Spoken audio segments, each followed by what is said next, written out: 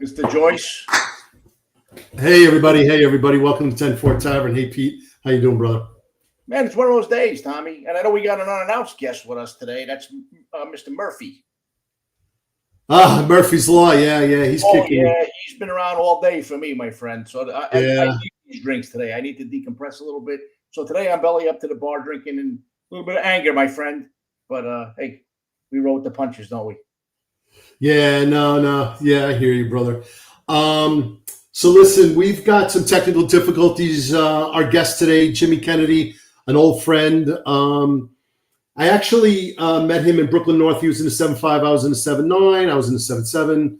Cross paths. And then our kids played football against each other in Pop Warner football on Long Island too. So we got to know each other through that as well. And we'll talk about our kids and your kids to the extent we do that. But yeah, he's having technical difficulties. He's got audio, but no video right now. His browser is blocking his camera and won't allow it. So we'll hopefully get him on. But before we get into that, let me pull up some stuff here. What are we drinking tonight, brother? Man, I'm drinking some red wine.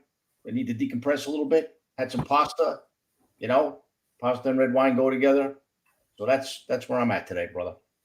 Yeah, well, I've poured an espresso martini. Again, my secret to espresso martinis are old-fashioned glass with a coffee large rock, as opposed to the foo-foo glasses where you spill it all the time.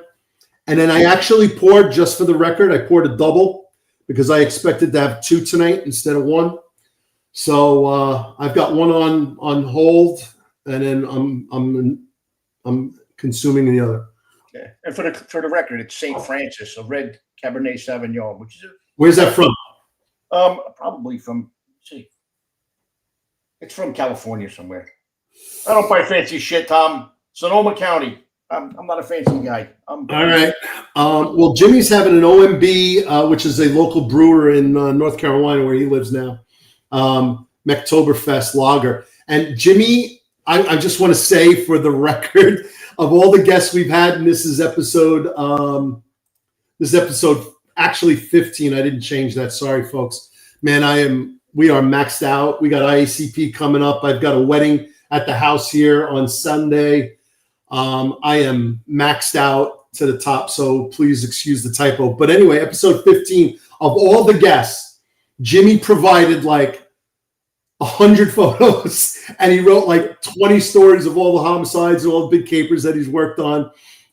So by far and large, the most prepared, and he even had 5 days in advance, he had his drink all picked out for tonight as he bellies up to the bar at the tavern. So yeah, we'll get Jimmy on in a minute, but yeah, that's pretty funny. Yeah, Murphy's here. What's that? Murphy's here. Murphy. So listen, I know you got some feedback on the podcast down in Miami, and we'll share with the audience that, we do everyone's career, and then we kind of talk like kind of setting it up. And I always felt that we were setting up this person, who they are, where they came from, how they went through the job, and then their retirement. And then that was a good setup for the current topics. And because you want to talk to somebody with some credibility. But I know you got some feedback this week on some podcast watchers and listeners. So they told you that we should kind of move it around and up front. So what do you say, since SROs have been topical in the past couple of months, they're starting to be brought back, and Jimmy shifted from being a homicide detective in New York City, first grader, NYPD, to an SRO in Union County, North Carolina, but also Chicago PD. Which Ron and Rob will go deep on the executive perspective tomorrow on. So we're not going to encroach into their territory, but I mean, it still calls for a conversation like, police officers asking for help, federal officers asking for help, and the chief of patrol in Chicago saying stand down? What do you think? He has no business wearing a badge. That's despicable. Let me tell you something, Tommy. I'm retired. I got one lung from lung cancer, right? I'm an old guy. And if I saw some cop in trouble, I'm stopping everything I'm doing to go help him. That a police commander, and my understanding is it was the chief of patrol. Now the chief of department, or rather the superintendent, had some things to say. And look, his speech was excellent. But there's a disconnect here somewhere. That order, I heard the radio transmission. It's recorded for everyone to hear. You don't do that, man. And, I'm tired of hearing, the mayor out there and the governor talk about it's a nation of laws. This is a nation of laws. They don't want Trump's, they call it Trump's ice there. It's actually people's ice, right? It's a government agency that's been there long before Trump took office, right? It's a derivative of what used to be INS, which has been around since at least the 70s. Enforcing laws that have been on the books since the 70s. So if you're pissed off at somebody, be pissed off at Congress that doesn't fix the laws. But to stand down a response when officers are under direct assault, in this instance, vehicle assault, and my understanding is that the woman had a semi-automatic weapon. How in God's name do you stand him down? That chief should be removed. He's a coward. And just like some of the police folks I've been seeing in snippets on the internet from Oregon, from Portland. I mean, when did cops stop being cops? But you do not ever not respond when law enforcement officers need help. And they say, oh, it's a nation of laws, Well, guess what? Immigration laws are also laws. They've been written, they've been signed. Congress wrote them. They've been on the books for decades. Just because you don't like them doesn't mean they're any different than other laws that you want enforced. And then I'm going to go one step further. All right, let's look in Chicago right now. They want leave the immigrants alone. All right, what if you go to a different part of the country where people have questions about the nation's drug laws, and DEA is doing a search warrant and they need help, or gun laws, and ATF is doing something similar in another part of the country, or tax laws, and IRS Criminal Investigations Division is locking up some gangbanger, who's out there laundering money. It's unconscionable, and that guy should hang his head in shame and should leave policing. He has no reason to call himself a cop. I'm fired up, as you can see here. I am stuttering like an idiot. Yeah. So I think I'll take it one step further. It's not just Chicago police officers hearing a call for backup assistance, emergency, whether it be non-emergency or not. How about anybody, civilian or otherwise, so sworn or civilian, a human being is calling for help because of their mission? That does not mean you don't help them. Like a criminal killing, assaulting another criminal in a fist fight. Are you allowed to stand around and just watch them beat each other into oblivion? No. Apparently, you bring semblance. Let's look at what just happened in Portland, where the police were present when they beat the hell out of some guy. I think his name is Nick Sorter or something like that. He's like an independent journalist, right? But he's right-leaning.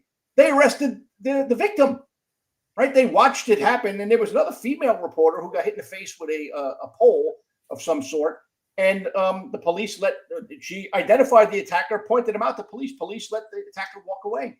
Why? Because of the leanings of these particular people. So you're picking who victims are and aren't. We've gone into this weird abyss as a country, and the people who are driving it, sadly, are our elected leaders. And leadership comes with responsibility. They're not leading. It's disgraceful. I mean, it's truly disgraceful. Yeah, John's chiming in 100%. Chief of Patrol immediately removed from his position. Politics ahead of his core mission to protect life, preserve and protect life. 100%, John. Thanks. No doubt. It's so crazy, and we've been hearing it for years now. They're just picking and choosing and cherry picking what laws they want, which one based on what they like, based on emotions. And you said it before. If you don't like the law, then get in front of your body and change your laws. And if you can't get them change laws, then that's what they are, and they stay what they are. And it's really unbelievable. I truly believe, and I've written this 1,000 times on LinkedIn, these politicians, and they're even on both sides. Yeah, no, they are. They have true contempt for the people that they represent. They don't care about them. They don't like them. They have contempt for them, and it's all about self-preservation and their own elevation and their own riches and nothing else. They pretend to care about the people. They could not be further. That could not be further from the truth. Well, what body is more inept right now than Congress? And look, both parties put party before country, which is a disgrace. But I mean, it's like if I went to work when I'm my old job, the deputy assistant director over training, and I didn't like the deputy assistant director from field operations or from another director within ATF, and I decided I'm just not going to cooperate with them, I'd be fired. Well, their job as elected leaders is to reach across the aisle, to find solutions to problems, to help the American people. But instead, they're digging into their respective parties. And look, it's like I always used to say, it's like the American people are on a football field, right? These parties are in the end zones. They don't want to set foot on the field where everybody else is. They want to be pulling, in each different opposing direction. And the sad part is there are some politicians out there that are trying, but they're marginalized to some degree, other than perhaps Fetterman, because he's such a character. But if you listen to some of the things coming out of his mouth, they're somewhat reasonable, which is interesting when you consider that the guy's pretty much brain damaged, but he makes more sense than a lot of other politicians sitting there in Capitol Hill. Yep. Yep. Yeah, it's pretty crazy. I don't know. I don't know what else to say about what these guys are doing, because these are laws, and it is also a populist position that we want these illegals, especially the criminals. Again, we know the people who are here, who've been here forever, and they built a life, and they have to have some resolution for them. But before we even get there, and these criminals who are committing atrocities over and over again, they're not being held in bail reform. They're in our country illegally. They're committing these atrocities. I'm sorry. There needed to be a very strict, very severe effort. And if some dolphin get caught in the tuna net, I feel bad for that. But that's what it is. And what did you expect? What did you expect to happen? No, I agree. But look, a couple things I'm going to say. Number one is, let's look at St. Kilmar of the left, right? That they went, what's his name, went down there and had drinks with him in El Salvador. They've lionized this guy as if he's some sort of a hero on the left, which is disgraceful. The guy is a human trafficker, allegedly had some stuff involved with like child pornography, was involved in a homicide. That's somebody that you want to defend as belonging in this country? Makes no sense to me. But then when you listen to the vitriol coming out of people like Pritzker, the mayor of Chicago, and look, candidly others, to include a police chief, by the way, in Palm Springs, who went on LinkedIn, me and him got at it pretty good, where he was accusing ICE agents of committing felonies and that he's personally witnessed them. Hey, dude, then report it to the U.S. Attorney's Office. You're a law enforcement leader. Step up and name names or shut the hell up, right? But when you look at the vitriol that's being spewed, Tommy, it is reasonably foreseeable that an ICE agent is going to be killed because of what they're saying. It's absolutely disgraceful and unconscionable. And I hope the American people wake the hell up and start voting appropriately, because it's complete bullshit what's going on right now. And now that I'm even more fired up than when we started, which is not a good thing, my brother. When I'm fired up with a bar, we might have a bar fight tonight, Tommy. No, it's not. Hold on one second. I'm going to try and get this going here for Jimmy. Yeah, so I don't know if you got any other thoughts on that, but I said a lot. I think I should shut up now. Yeah, let me see if I can get this here. When you got me stuttering, Tommy, that's a bad sign. Yeah, I'm looking him up. Get some tech stuff going here. So anyway, let's go. Let's look at the chat. Let's see what's happening. Off duty, retired, first inclination, see if a cop needs help. Totally. Thanks. Housing for life. That's a housing guy. He knows. Yeah. Lily Nassau. Thrown out, man. You see that? What's it? Look at Rob Lukesh wants me thrown out of the bar already. Yeah. Just arrested 40 gang members. 100% on the money. Thanks, Mikey D. Yep. And let's see, Chief Lukesh, sworn duty to uphold the state laws and Constitution. He took an oath. We've all done it. Yep. And it doesn't come with an expiration date either, brother. That oath does not come with an expiration date. That's a good question. Where are the bouncers? All right, and then Lily's jumping in again. All right, so like I said, Chicago, Rob and Ron are going to get into it deep, and they're going to dissect the whole thing and all the nuances to it. We're the lighter side. they have the executive perspective, which is valuable and great for the troops out here and the civilians who are interested in what we're doing. SRO. So let's talk a little bit about SROs, because Jimmy, when he finally gets on, and Ron Layson, thank you, Ron, for asking to help out. And he's calling Jimmy now, or Jimmy's calling Ron to see if they can get the tech stuff worked out. But school resource officers. So I grew up in Brooklyn. We had a cop, Mike the cop, typical. No one knew his last name. Mike the cop showed up every once in a while. And then we had a security guard who was armed but concealed back in the day. This is growing up in the 70s at public school. We knew he was armed because he used to show up. I don't know if he was allowed to or not, but and he used to tell it. And the funny thing about this security guard, he used to tell us all the teachers that he was hot for. So here we are in elementary school, middle school, and then ultimately high school. And they were all, but this was the high school guy that I'm talking about. He was telling us about all the teachers he was hot for. And he hung out with the kids, and we loved him, and he was great. And he walked the halls, and he made sure the doors were locked, and he was great.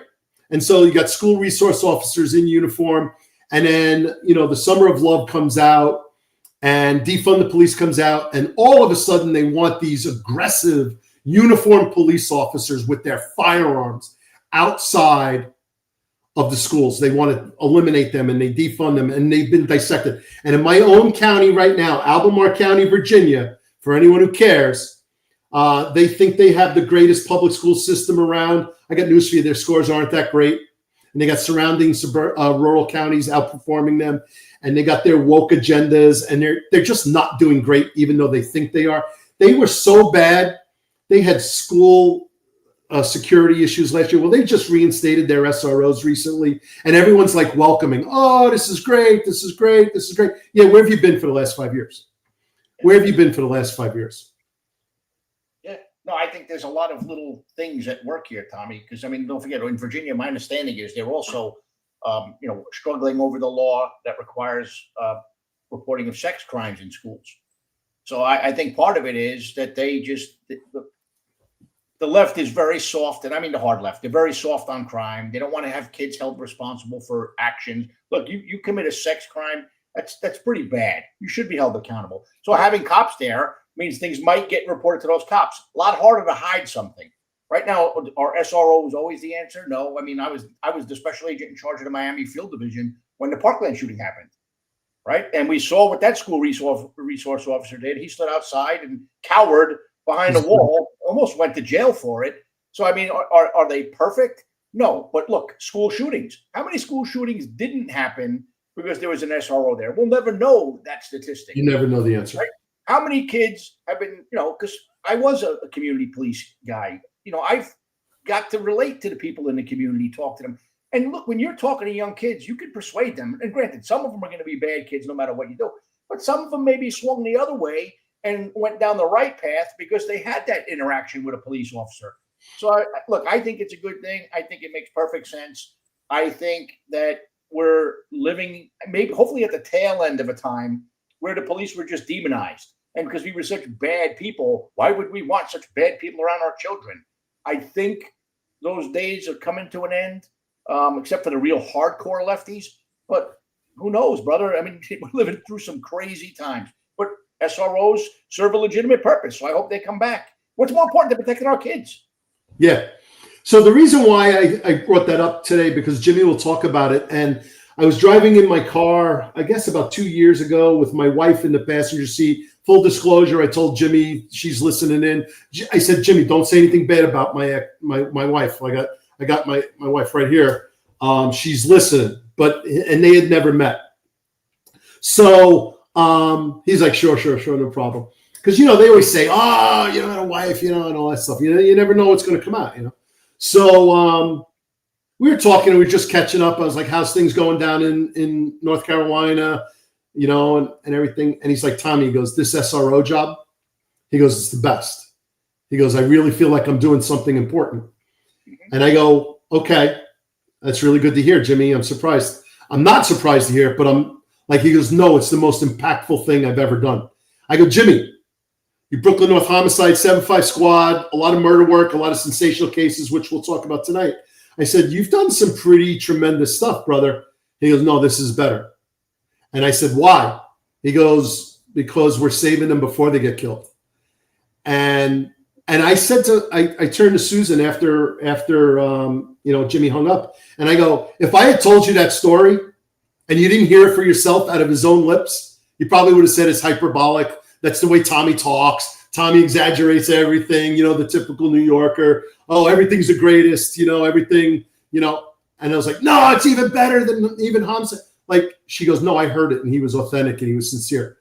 And so it's pretty special to hear that. That's why I really look forward to Jimmy getting on here. Well, Tommy, let's look.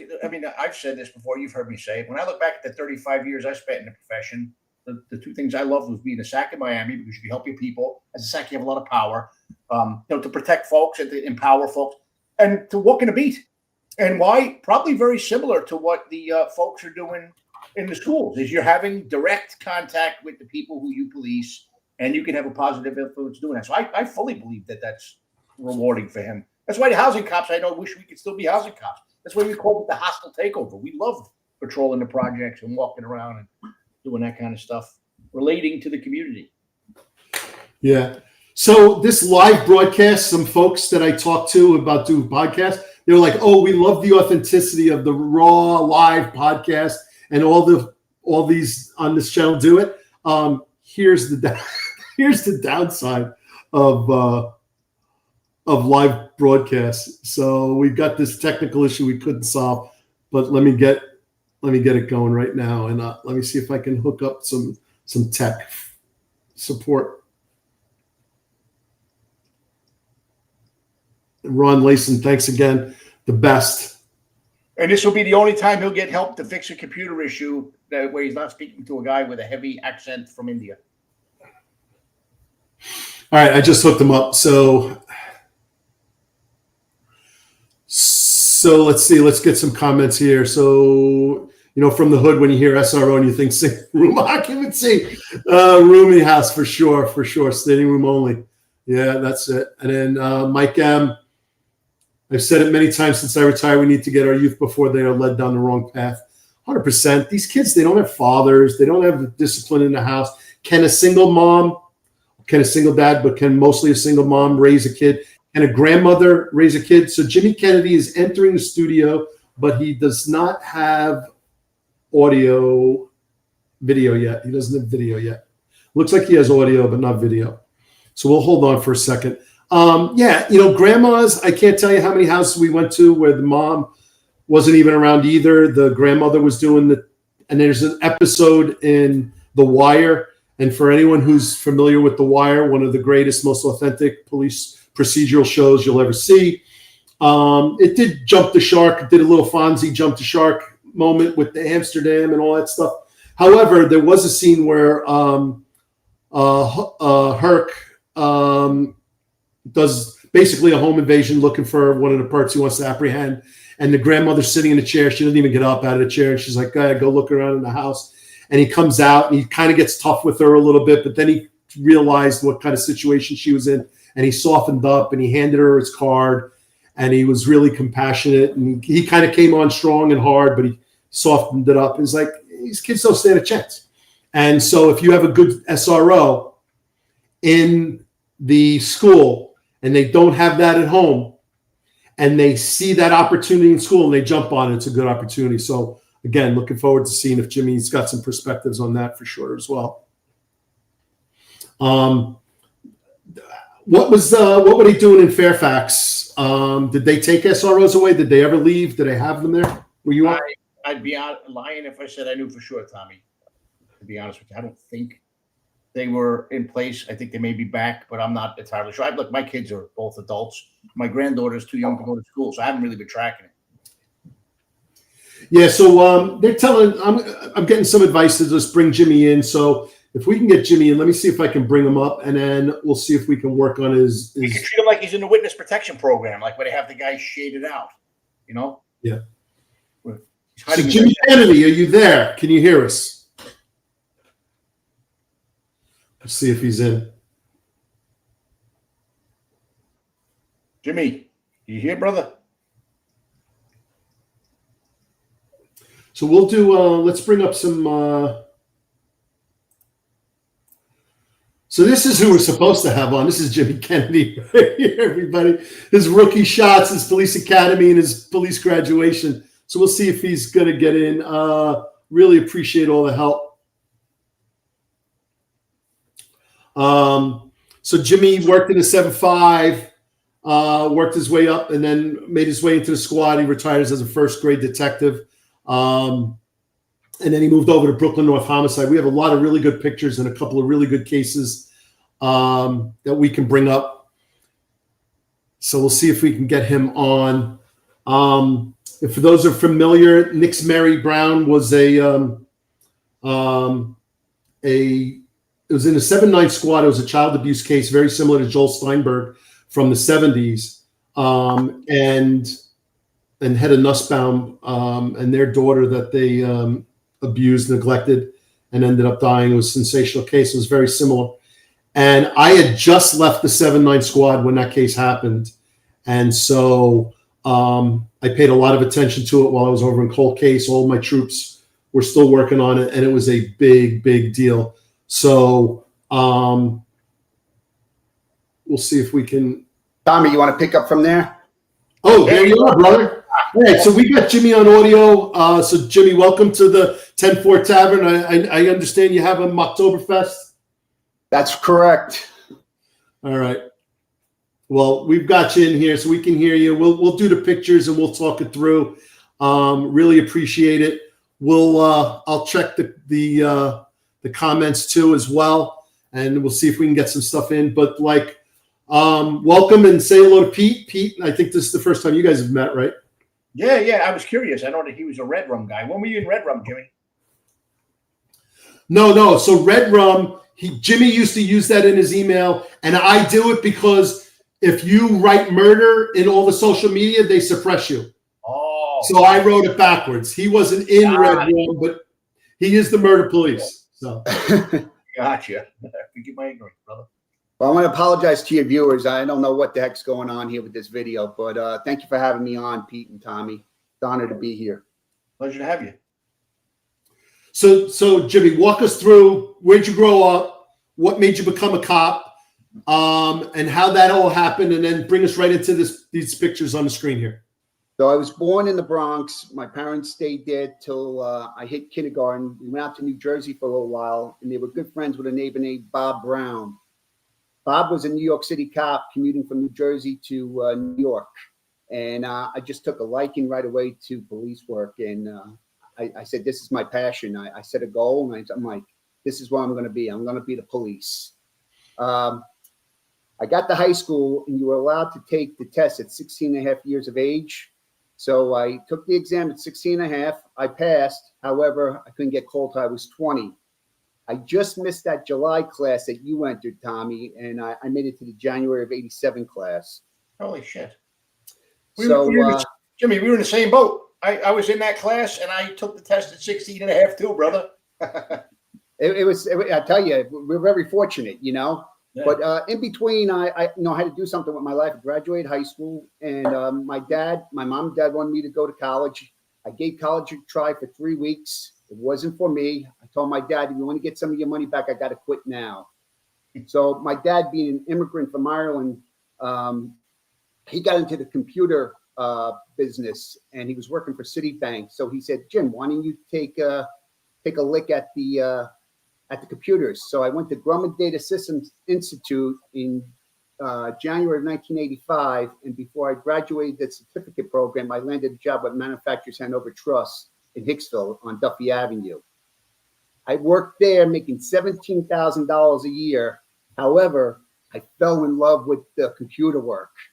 I was engaged to my wife at the time, and we were looking to get married in October of 86. Matter of fact, we just celebrated 39 years together.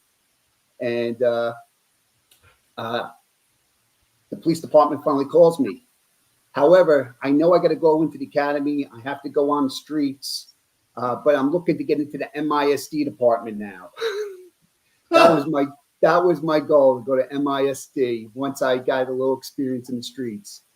I get sent to NSU 18, and I'm assigned to the 113 precinct, and I'm covering the 103, the 113, very little on the 106, but I'm walking a foot post on Sufton Boulevard.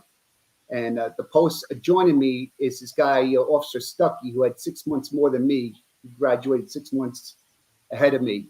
And we're on the corner. We just came off a meal break. And all of a sudden I hear some shots going off. As you guys know, the NYPD always graduated classes, or they normally did, just before the 4th of July and New Year's Eve. So they have the maximum manpower on the streets.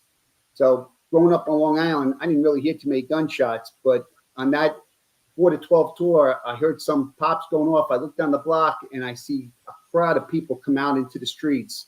I walk down to the location where the crowd was, and here's this male laying face down with his brains coming out of his mouth. I said to Stuckey, I said, you know how to use the radio? He goes, I'm no better than you are. So I got on the radio and I just told communications. I said, Central, I said, I need an ambulance. And I said, can you send some units? I don't know if this person's hit by a car or he's been shot. Well, the long of the short of it, he was shot. He was shot over a pair of sneakers. And his dying words was the middle finger. So the troops respond because they hear the rookie on the radio. And we set up the crime scene. We tape up the crime scene. The 113 cops were really good. They're really helpful to me. And crime scene processes the crime scene, and then the detective from the 113 says, hey, kid, the jewelry and personal belongings has to be removed from the victim. He goes, do you want me to do it? I said, no, I'll do it. I said, I got to do it at some point in my life. I'll do it now. So as I'm removing the victim's jewelry, his blood spattered up on my shirt. But at that moment, I said, I'm a cop, and I'm staying in the streets. I had shared that story at my retirement, and John Cornicello, my commanding officer over at Brooklyn North Homicide, he complimented me by saying, well, thank God for the citizens of the city of New York. Jimmy stayed in the streets. However, if he went to MISD, we'd have working computers. So yeah. John was a great boss. Yeah. Yeah. So, okay. So where are these pictures, Jimmy? All right, so that's in the 7-5. That's off of Fountain Avenue and Stanley Avenue. The one to the right with Joe Pellegrino, who's my first partner. And then the other one with the trash in the back, I think that was off Belmont Avenue and Essex Street. And that's Matt Delaney. I just love the picture of like how much like being in the hood and the ghetto and just like parking the R&P in some abandoned lot. Buildings are abandoned in the background. Maybe they're not. Abandoned lots, garbage strewn everywhere. The 80s were wild, bro. It was off the cuff. It really was. I remember reading an article one time. They said that Fallujah was like Brooklyn. Yeah. Oh my gosh, so crazy. But anyway, okay. I got transferred to the ended up getting transferred to the 7-5. We asked a couple of 113 cops, how do we get there? Never even heard of East New York, Brooklyn, or where the 7-5 was. And he gives us some direction. So we head towards, we cut through Howard Beach, come down Pitkin Avenue, and I'm driving with Joe Pellegrino, who was my first partner from NSU. And we make a left on Atkins Avenue. I swear to God, there's 75 to 100 people in the street selling drugs, getting high. We're like, where the hell are we? This place is a horror show. And I then ended up getting assigned to 7-5 and was assigned to Squad 9 and worked with the whole 7-5 was a bunch of great guys. They really were. They were real troopers. You know, you were forced to work in 7-5. Yeah. So it's funny because I'm going to give you a little bit of stuff right now because, you know, we all the Brooklyn North guys, and I'm not a true Brooklyn Norther. I came in later after the merger or the hostile takeover, HFL, Pete. I know you guys. I was reluctant. I didn't really want it to happen, but I said it's inevitable. It's out of our control. So I'm going to embrace it. And I didn't fight it. You know, we still have, 25 years later, we have hostile takeover banquets. I'm still angry. I'm still pissed off about it, but hey. Yeah. You might not have left. You might not have ever went to the ATI. No, that's no bullshit. I'd still be a housing detective. I love that job. Yeah. So, but anyway, the Brooklyn North guys, 7'3", 7'5", 7'7", 7'9". I'm going to drop the 7'7" since I work both. I'm going to say, it's funny. I'm going to argue for the 7'9", pound for pound, 1.1, 1.2 square miles. What is the 7'5", Jimmy? About 6 square miles? It was 5.5 with 170,000 residents at the time when I was there. Ooh. Yeah. I compare that to where I live now in Union County. When I got down here in 2007 after retiring, there was 185,000 residents, over 265,000 square miles. Yeah. I joke. I when I moved to Virginia, I lived in a residential development that is 7 square miles, and it has like, I don't know, 600 people in it. And then if they have someone, like some kids, they went and turned the hose on and they ran the hose and flooded somebody's garden, like that was a big deal. And so when you think about the way people live in urban environments and how they're stuffed and crowded in, and then the crimes that they see on their street corners. I've asked people, oh, where do you live? And they go, oh, East New York or Brownsville or Bed-Stuy or up in the Bronx and Soundview or whatever. And I go, but I live on a good block. They would say, I live on a good block. Like, yeah, but you can't get off the block. Like, and so I don't think anyone deserves to live like that. Certainly not. Everybody deserves to live peaceably and safety. And that's why I don't understand, because when Jimmy and Pete was there too on his NYPD housing side, is when they finally said enough is enough, and they went through this, and we watched that journey from 92, 93 into the 2000s. I can't believe they ever gave it up. I can't believe they gave it up. Short memories. So Jimmy, when do you start working your way up towards the detective bureau? So while I was in the 7.5, I did patrol. I did SNU, made it to anti-crime, and I was looking to get into the RIP, but they changed the career path on us and said you had to go to narcotics.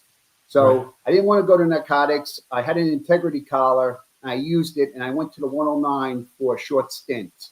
I spent 6 months, I believe, in the 109 before I got called back to Brooklyn North Narcotics Division and spent the next 5 years at Brooklyn North as an investigator, and that's where I got my detective shield. Were you in the 7.5 module? Oh, I was in the 7.7, 7.9, 8.8, and the 8.4 module. Oh, okay. Got it. Yep. Got it. So I did my. What years were that? That was from 91 to 95.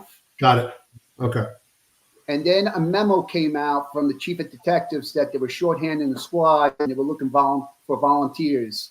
And I immediately put my hand up and said, I want out of here. I want to go to a squad.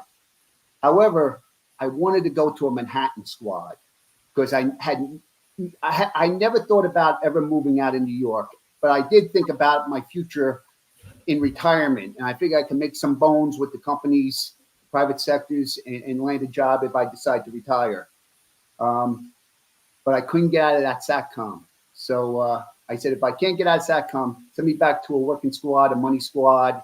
So I went back to the 7.5 squad and worked the next 5 years in the 7.5, where I made second grade detective.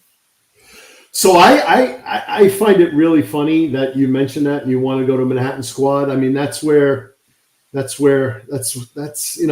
tenderloin, However, what I find fascinating is I remember being on a vacation junket somewhere and somebody came up to me and said, hey, there's another cop. He's in New York City. You guys are on the same job. And I was like, oh, yeah? And they're like, yeah, he's a detective in the 17th. And I was like, where do you work? And I was like, well, I'm the squad commander in 7.9. I'm like, we're not on the same job.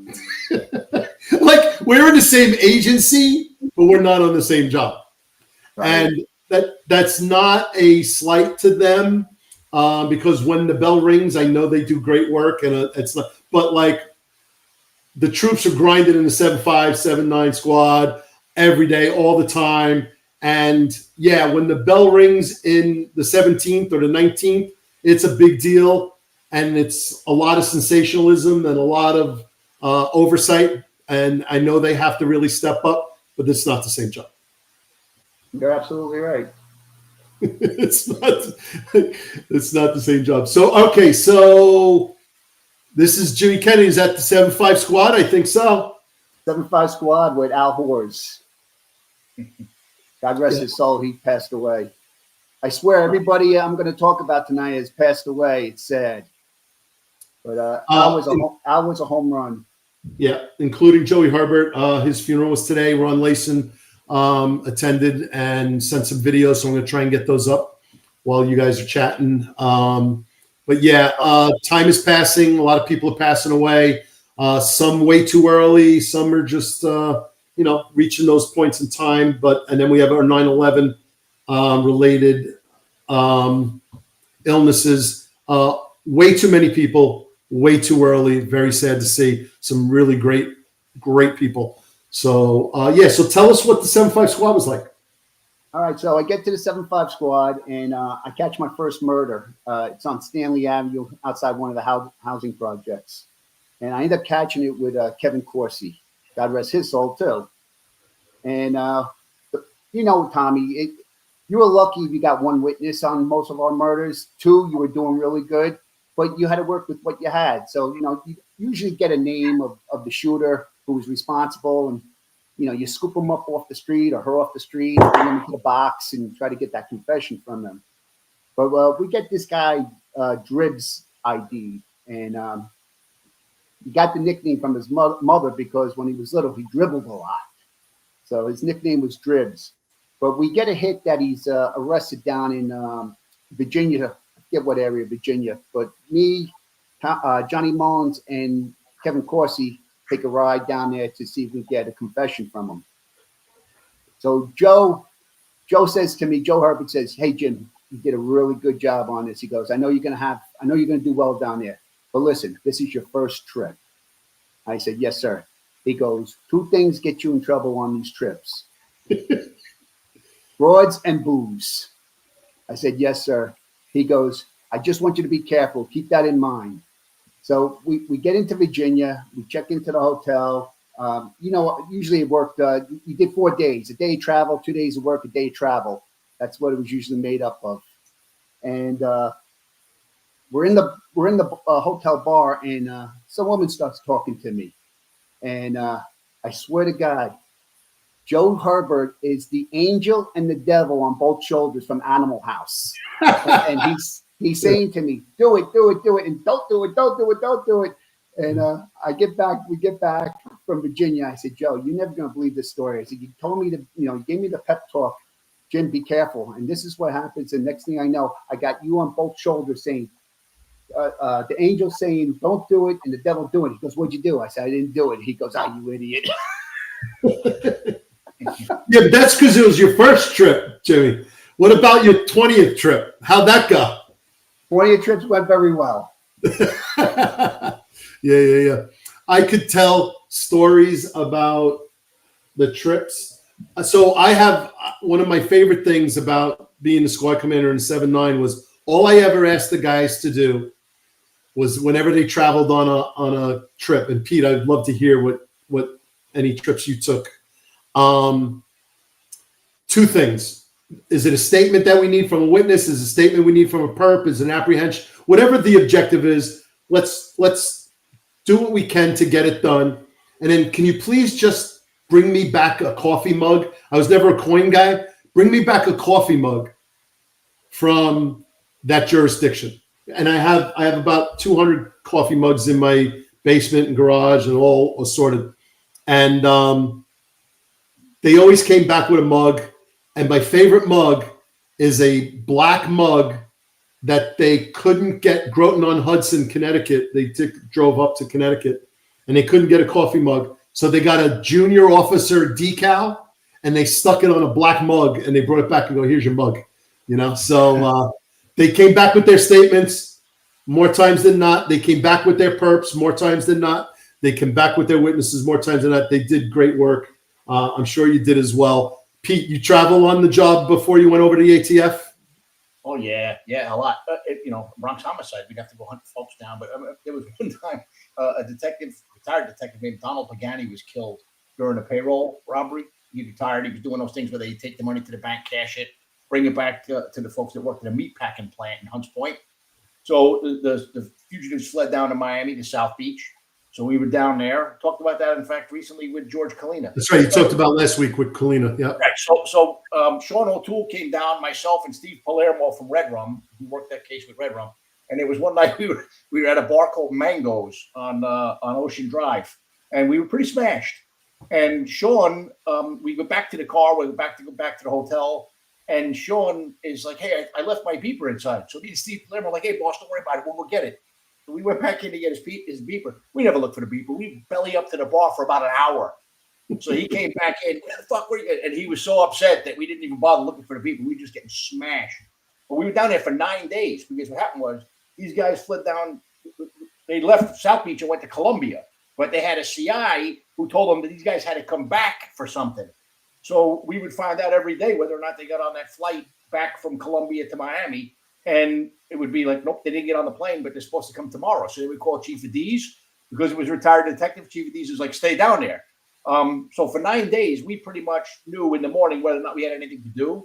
And for 8 of those days, we had nothing to do except to wait for the next day's flight manifest to drop. So yeah, we did a lot of drinking down here. Mangoes, the Clevelander. Yeah, Sean was very, very unhappy with us. We never looked for his beeper. He never found it. But hey, what happened? Yeah. So yeah, the trips were good, Jimmy, I'm sure. So yeah, Kevin Corsi, I talked about that on one of the earlier podcasts.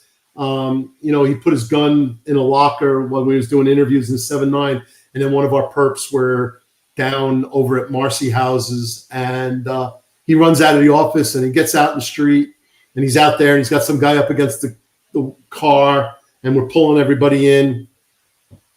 And someone realizes Kevin Corsi's standing there with an empty holster, which could happen. I completely understand how it happened. And he doesn't even stop. He's just mid-sentence. He just turns around. He goes, "What do I need a gun for? I got these." Yeah. And they got on a toilet tank somewhere? Yeah. And for anyone who knows Kevin Corsi, I would not want to be standing in front of one of those right hooks. So, well, when we were down in Virginia, we went out that night drinking, and the next morning we get up, and Tommy, that biscuits are very big in the South. And once you cross that Mason-Dixon line, everything's biscuits. It's not toast anymore. So Kevin gets this big, large biscuit, and he tells us, he goes, "I need this. This is the manhole cover to hold it all in for the rest of the day." After eating all the food and all the booze he drank the night before. Yeah. He was a yeah. So let's so we talked about, all right, so 7-5. So here's Jimmy up. So out in the scene, you got some really great shots. Not a lot of people get pictures while they're out on crime scenes. This is a picture of you and John Cornicello. John Cornicello was that the homicide squad commander for Brooklyn North at the time. Early days of payphones, I'm presuming. He's got a flip there.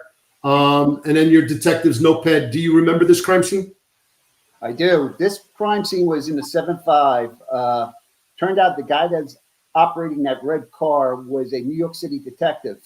He had just left his goon's house, his girlfriend's house, cheating on his wife, who was sitting outside the house when he walked out. Followed him into the 7-5, pulled up next to him and shot at him, striking him several times. He survived, but then she fled to Newark Airport, where Seamus McHugh and another team apprehended her with customs. Yeah, that happened right across the street from the school. That shooting on, I believe it was on Van Sicklin Avenue. Okay, so we're coming up on an hour, Jimmy. We've gotten.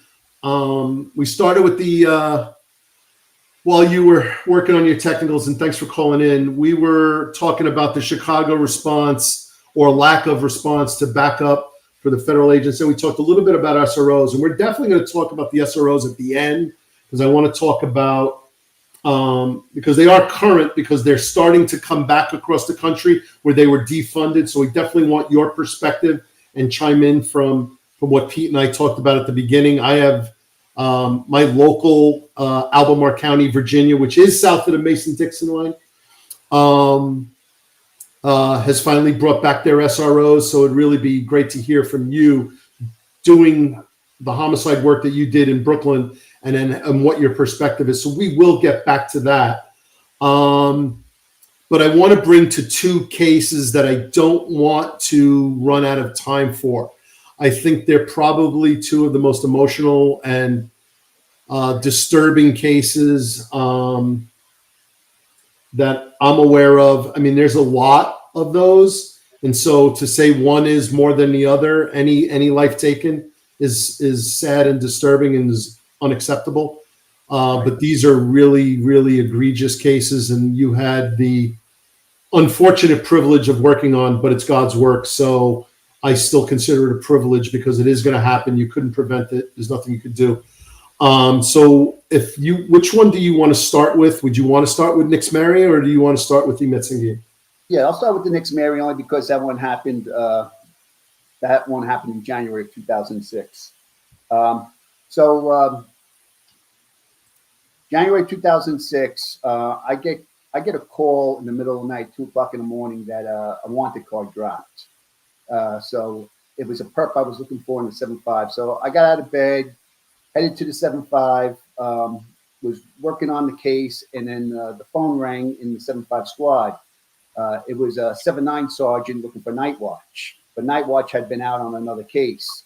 I was scheduled for a day tour that day, so I figured, you know what, I'm up next. I'll head over to the location and I'll let night watch know to meet me over there. So I head over to the 7-9 Bed-Stuy, and I walk up into this 3-story apartment building. I meet with the first officers on the scene, and I asked them, you know, what do we have? He says, parents say that the young girl drowned in the bathtub. I said, okay. I said, where's the body? They said, in the rear room. So it was a railroad type apartment.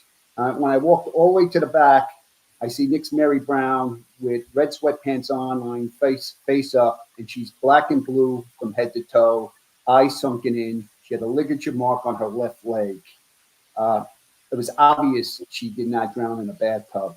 It was obvious that this child was the victim of child abuse. We continued the investigation. We had night watch detectives take the parents out of the house. The house turned out to be a house of horrors. It really did. It was a torture room inside the house. They had a bedroom set up for Nix Mary. It had 2 cribs in it, a mattress on the floor, and it had one of the old wooden school chairs. And that school chair was up against a radiator that had rope to it, which obviously left, you know, they obviously tied her up, and that's why she had the ligature mark on her left ankle. The other thing I wanted to say about this is, you know, anybody who would lose a kid in a drowning, the last thing you're going to do is put on a pair of sweatpants. You know, you're going to try to survive your child, and not worry about putting on sweatpants when somebody else comes into the house. So it was a very it was a horrifying scene for sure, you know. But you know what? Working in Brooklyn North, we've seen this on a regular basis. This wasn't the first child abuse case I saw, or the first death. You know, you go through the motions. You know, people will ask me all the time when I've shared these stories with students at school and stuff like that, and they're like, "Didn't you just want to beat the crap out of the perp?" Well, I'd be wrong if I said I didn't, but you can't. You got to get to the truth. You got to get this person to talk to you and speak to you. Right. So we headed back to. Well, let me go back to the apartment. Inside the apartment, she had there was a litter box, and we found out from Detective Sean McTighe, my partner, when he interviewed the kids, that they were forced to use that litter box and sometimes even eat the feces. Not just Nix Mary, but the other children inside the apartment. The reason she got beaten bad that night was Christmas had just passed, and the parents didn't really have a lot of money. But that day, they went out to Target down in Brooklyn, and we actually got them on video with mom, dad, and the 2 kids, and Nick's Mary's not there. She's obviously locked up in the apartment. But when they got home, I guess she was starving to death. She got out of the bedroom and she ate one of his boys, because he had 2 boys with the mother. That was his biological daughter. Yogurt, which led to the severe beating and the sexual assault in the bathroom. Detective McTighe had found out through interviewing the oldest kid that they were letting mom know that Nick's Mary was moaning in the back room, and mom was just telling them she'll be all right, she'll be all right, till she's not moaning no more and she's dead, and they have a dead body on their hands. And they make that phone call to 911 to say that their daughter had drowned in the bathtub. We get the perps, mom and dad, back to the 7-9 squad. Detective Georgina Valentin interviewed the female mother because she only spoke Spanish, and Sean and I and Detective Schneider interviewed the father. And the father just basically said that all he did was discipline her, and this is the way he disciplined her, and that she was an evil child, that she was possessed, and he felt like she deserved the punishment, that she wasn't nice to his kids, and she would break his computer, eat the yogurt, and he didn't agree with it. It was just a very very devastating case. You know, it changed the workings of the Children's Administration Services Department, the school system. We ended up hiring, I think, well, not we hired, but they started hiring retired NYPD detectives to go work at ACS. Yeah, so Jim, I remember that. And I remember a lot of those folks going out to work there. But I think where we are now, 21 years later, was it 19 years later, whatever, 19 years later, my math, sorry, public school education. Remember, hung out with the SROs. I didn't hang out with the teachers. I'm not so sure that they're really pulling these kids out of these houses that they should be at the rate they should be, regardless of the level of investigations. You're absolutely right. They're not. Yeah. So some things did change, a lot, but I don't think a lot. I don't think the demonstrative change that should have has taken place. So my wife only knows me after I retired from the job. And she's met all of you. She's met Pete. She's met all the troops that I hang out with. And she's heard all the stories, except she hasn't really heard all the stories, because there's probably stories she'll probably listen to now. And she's like, oh, all right. There's an overlap. Like I was not here for this case. It was 2 months after I left to go to a cold case. So I wasn't involved in it. However, she knows there's multiple stories like this, and she hasn't heard all of them. And she said, I kind of struggle with trying to understand like how normal you guys are, and Tommy, how you are, because I don't come home, I don't kick the dog, I don't beat my wife, I don't beat the kids. Like, how do you cope with all this stuff? And she goes, and how do you stop this? How do you stop this? And I go, as far as the kids go, they don't take kids away fast enough. They leave kids in the home way too long. The second I walk into a house and I open a refrigerator and there's 1 quart of spoiled milk and a half-eaten orange, that kid's gone. I'm sorry. So that's Pete. I did a search warrant in the Frogs Neck project, which was by housing standards a nice project. 2705 Dewey Avenue, 8th floor. The family's name was Mulrain. I'll name them because they're savages. When we hit the door and went in, we find a baby in the crib. In the crib, baby's alive. In the crib is 4 or 5 pieces of dog shit. Some dried up, days old, some newer. Same thing like you just pointed out. We called BCW, that's what they called it back then. They came. Within a week, that kid was back in that house. I mean, these people were crackheads, just complete idiots. And the courts always deferred giving the kid back to the family. So yeah, man, it's disgusting. I remember It was 1988, man, and I remember it was like it was yesterday. You know, Yeah. So I'm sorry. they say history repeats itself. You know, you go back to the Lisa Steinberg case. That was 20 years prior in 1986. You know, it's amazing how, you know, the same stuff just keeps happening over and over and over. Like, does anybody pay attention to what's going on in this world? You know, that's what you ask yourself. Mm-hmm. It's just disgusting, you know, that this can happen. Same similar case. The only difference here was mom was involved in it. She was not a victim of abuse. The kids were, but she wasn't. So let's talk about the sentencing in a minute, because I think they both got pretty long sentences. So we'll talk about what your perspective on that is. However, I want to call out some comments. Ron Layson, who tried to help you, he couldn't.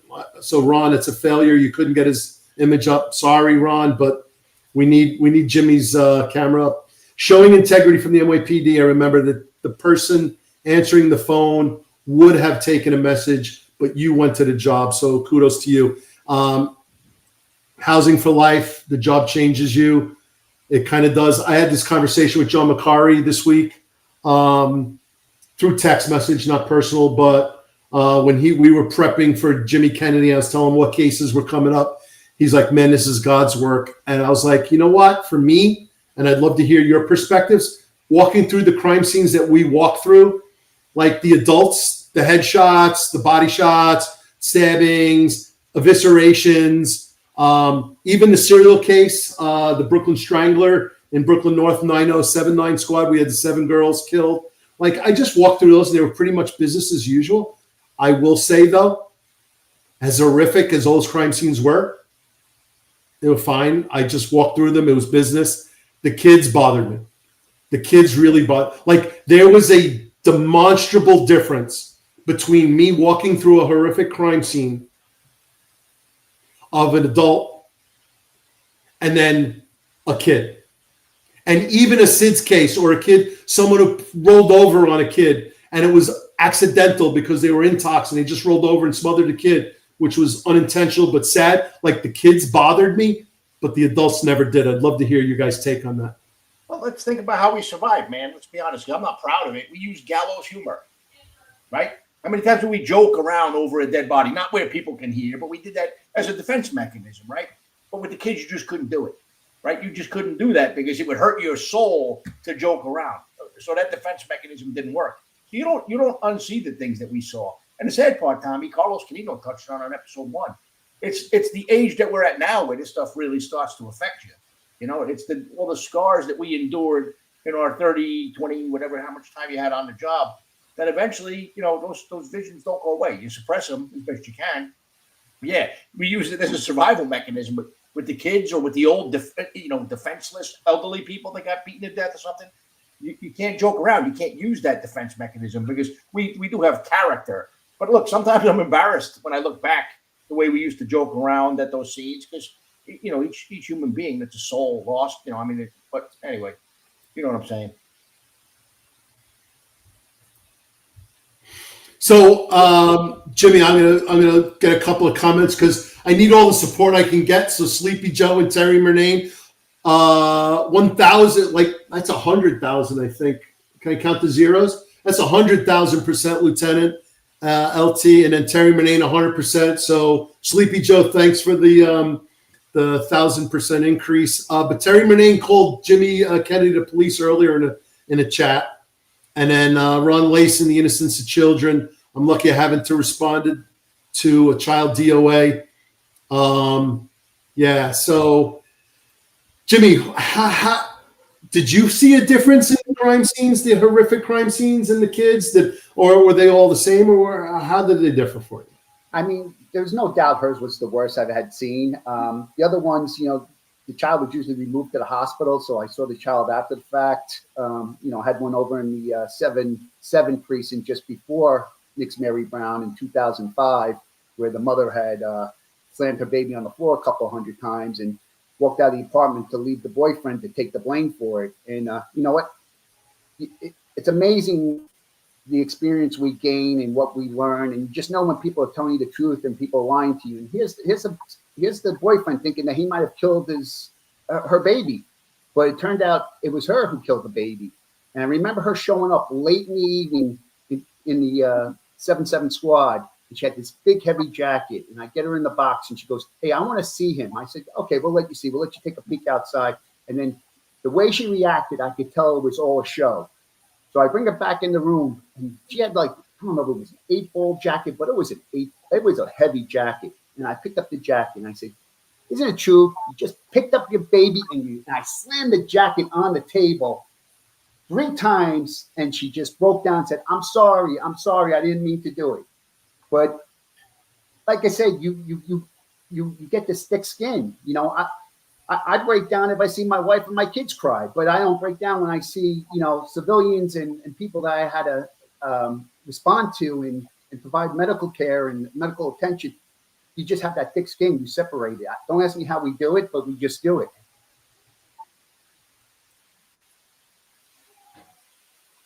Yeah.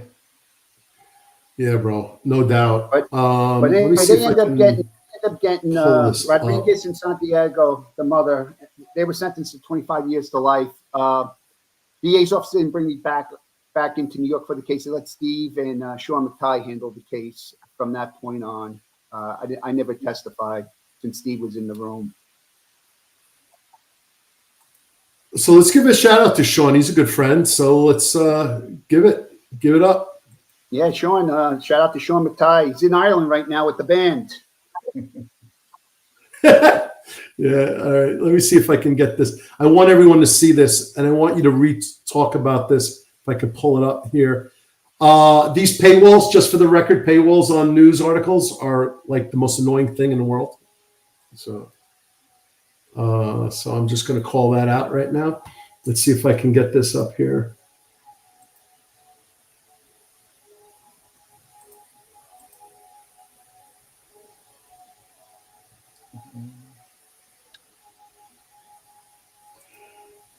Stop screen and then share screen.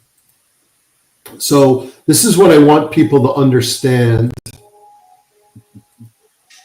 Mike D just called you out, brother. Oh, come on, guys. Oh, you know what? Hold on. Should I get my makeup artist? Yes. I got a fan here because of the Louder. glare. Thanks, Mikey D. Mike D. So, yeah. So, you talked about a litter box, and I want people to understand that there are human beings of their own children making their children do this.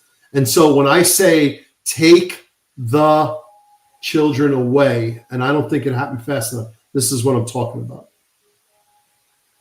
Yeah. There's evil in this world, brother. Real evil. And for some kids, it's the parent.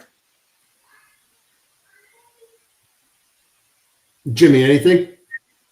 I mean, that's exactly what we saw when we walked in the room. Like I said, it was amazing that you can make your child defecate in a litter box. And then, like I said, to find out from Sean that the oldest kid said they also made us eat our feces. I think I recall seeing a box of milk bones in the bedroom too, but I don't see a picture of that anywhere near the litter box. It's unbelievable. Unbelievable. Well, you know, one of the other cases from a child abuse case, everyone's familiar with Baby Hope up in the 3-4, which those guys in the 3-4 squad chased for years, 20-something years. Joe Resnick was the squad commander as a lieutenant in the 3-4 squad when that happened. That child was stuffed in a cooler. And, you know, they talk about the big bad cops and how they, you know, are brutal and this and that and, you know, handsy and they don't care. I seem to remember detectives in that case burying that child, all going into their own pocket, going out, getting a fundraiser, having a burial, getting a tombstone, burying it, and then 25 years later when they finally solved Baby Hope. And I talked to Resnick that a couple of days later, a couple of weeks later after that, took their heart and soul out of a lot of those cops. And so for all those people that think cops aren't compassionate, you can be an invasive and intrusive police officer, like Eric Dims likes to say, but also be compassionate. compassionate. So I'm sorry, but this truly is God's work. And so, Jimmy, thanks again for that. 817, please like, share, and subscribe to the finest Unfiltered. Like the podcast, please, not the forecast. You can like the forecast if you want, rain, not. But podcast. You want to shift over to Ahmet Zengin? Is this a good time for that? Yeah, certainly. So March of 2006, John Jay, graduate student in Ahmet Zengin, comes back into town after being down in Florida. She hooks up with a couple of her girlfriends. They go down to Lower Manhattan, the Bowery area, and they're hanging out at a bar called Pioneer. While they were in the Pioneer, they used cash to buy their drinks. And then around 3:30 in the morning, the girls decide they want to leave. However, Ahmet wants to continue the partying. So they try to convince her to jump in the cab to go back up to the west side and to go home. And she's like, no, I'm just going to hang out. I'll be fine. And her friend, I'm not going to say her name, but her friend was trying to convince her, we'll come back and get you. She says, no, I'll be fine. So next thing we know, Ahmet dips into some other location. We have no idea where she is. And the next morning, we get a 911 call that we got a body dump down on Fountain Avenue in East New York, Brooklyn. There happened to be a 911 caller that we believe was the suspect that made that call after he dumped her body from the Lindenwood Diner payphone outside. I think he was trying to pull a Goodfellas there, when he went to the payphone. But in any event, when we found Ahmet, she was completely wrapped in a blanket or a sheet. Her mouth was gagged with a sock. Another brutal murder. It really was a brutal murder. And we had no leads. The Post got hold of the story. Within the first 24 hours, we ended up getting a call from Ahmet's girlfriend, and she's like, my girlfriend's missing. And we asked her to come into the 7-5. Sean started interviewing, and we were able to get a positive ID on Ahmet, that it was Ahmet Zengin's body that we had found. She tells us about the Pioneer. She tells us that they used cash. We were able to get video surveillance from the Pioneer. We saw them walk out, but we have no idea where Ahmet goes from that point on. So we hit Manhattan. Brooklyn cops hit Manhattan. We're canvassing all the bars, all the restaurants, all the bodegas, everything that's in the square area of the Pioneer. And in the interim, I do a credit check. I said, let me run her credit. So I run her credit, and about a week and a half later, we get a hit that she used her card at the Falls Bar. So what makes this story interesting is that the Falls Bar was owned by a kid named Danny Dorian, a young kid. But his father was Jack Dorian from Dorian's Red Hand up on the Upper West Side. Robert Chambers case, yes, the Preppy murder case. So when Chambers and Levin were inside the bartender that night was Geraldine Ferrara's son, John Saccaro. And it turned out John Saccaro owned the building where the Falls incident took place with Ahmet Zengin. It's just funny how things intertwine. And like I said, you're going back 20 years, and history again repeats itself. Mm-hmm. So once I got the hit on the credit card, we went to the bar. We started talking to the patrons and talking to Danny Dorian. And I asked Danny would voluntarily give up the receipts for the night before. So he cooperated and gave us the receipts. However, he pulled Ahmet Zengin's receipt from the receipts he gave us. So we're still canvassing the area. We're putting flyers up, with her face up. We're getting no hits. About 4 days later, while we're in Manhattan, I get a call from Sergeant Seamus McHugh and says, hey, listen, Jimmy, respond to 1PP, the Chief of D's office. They're bringing in a witness. So here comes Danny Dorian with his attorney, and he tells us that she was inside the bar. He didn't want to bring attention to the family name, and he said that she came in late in the morning. She was having a conversation with with having a conversation with his bouncer, which he really doesn't identify to us, and that he had asked the bouncer to have her leave the bar. And next thing we know, she was abducted by the bouncer and then taken back to Queens, where she was brutally raped and killed. Yeah. So I think what's really fascinating about the two big cases that you're bringing to the podcast tonight to talk about is they both have historical relationships between Lisa Steinberg with Joel Steinberg and Hedda Nussbaum, and then Metzengian and the Robert Chambers case. This is outrageous. Like we just got to do better because these things happen. And I know the child abuse case could have been prevented, I believe strongly. This one is a predator who's going to do these kinds of things. But the fact that the club is connected might tell me that maybe there's not a lot of supervision and just security around the way they run their operation. They're loose with their patrons. They're loose with their security teams. What do you guys think? Oh, of course they are. I mean, I think Little John, who will end up being the perp in this case, was brought in by another bouncer because Little John, he was a career criminal his whole life. He was responsible for a bank robbery out in Farmingdale, Long Island, back in the 90s. And I think he had ties to Fat Cat Nichols and Pappy Mason at the time. And he expected Pappy Mason and Nichols to take care of his family while he was doing the bid in jail, in prison, and they didn't take care of him. So he ended up flipping on the people he ended up doing the bank robbery with. Because when we pick him up, we're kind of forced to pick him up. We're kind of waiting for more evidence to come back into play. However, the XO chief of detectives at the time was Gianelli, and Gianelli was pressuring us to pick him up and get him in there and try to get confession. But at the same time, every time Little John started talking to Sean and I, we got interrupted and got a knock on the door. And, once a perp starts talking, you got to let him talk because you're going to get the most out of him. Sometimes you just got to be a really good listener. But I remember getting called back out and they're like, you got an update on this? And I said, Chief, not for nothing. Why don't you just let us do our police work? I said, he's talking to us, but you keep pulling us out and then we're with you for 5 minutes and he regroups. And now we got to start all over again.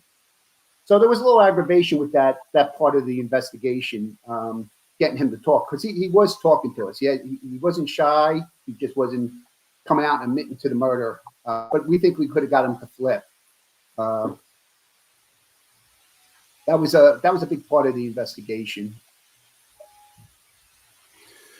Yeah, so let's dig into some of that and a whole bunch of other stuff that happened. So I know this was a sensational case. It was a lot like there were leaks to the media about what was happening. There were always a concern. I have a certain relationship with the media that I had at the time where, and we all know who the reporters are and were, and some even still exist today. But like, if you don't talk to them, they will run a story as bad as it is. And if you don't tell them what to include or not include, they will give up investigative techniques and investigative strategies because they don't have anyone telling them not to do that. And then I know there was a lot of internal investigations on this. And Jimmy, you're retired. So how deep was the investigations into the leaks on the Metzengian? I think there was more leaks in the Nix Mary Brown case, but there was quite a few leaks. I couldn't tell you who leaked anything, but it didn't hinder our investigation at all. I mean, it allowed us to do what we had to do. No, so I'm sorry. Maybe I wasn't clear with the question. I agree with what you just said. I just found it fascinating that the upper echelon of the job at that time was focused on trying to figure out who the leaks were, when in fact some of those people at the upper echelon also talked to the same reporters and leaked the same information. And a lot of people at the lieutenant, sergeant, and detective were grilled unnecessarily, is the way I see it. Yeah, I can't say that I was part of that grilling at all, but I mean, honestly, but my job was just to get to the truth and get the case solved to the best of our ability. And I know that I can't control people talking. That's one thing I always say. Nobody can tell you what you hear, what you see, or what you hear, or what you say. It's part of life. Well, I know for a fact that they dumped supervisors' phones to see who they were talking to. Yes, and then just because you talk to a reporter doesn't mean you gave him information.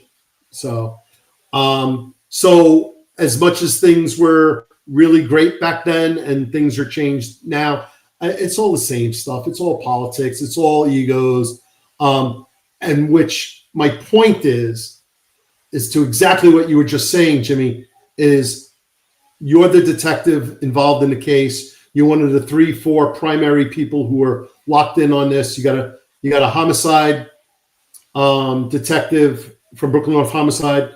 You got a squad, so the 2 catching detectives, and then you got probably their partners. And you just need to stay out of their way. And you need to let the squad commander or the sergeant who's really running and pulling the strings and coordinating all the different things and pulling it all together to get out of their way. And all of that politicking and all of that ego stuff really needs to take a secondary seat for these cases.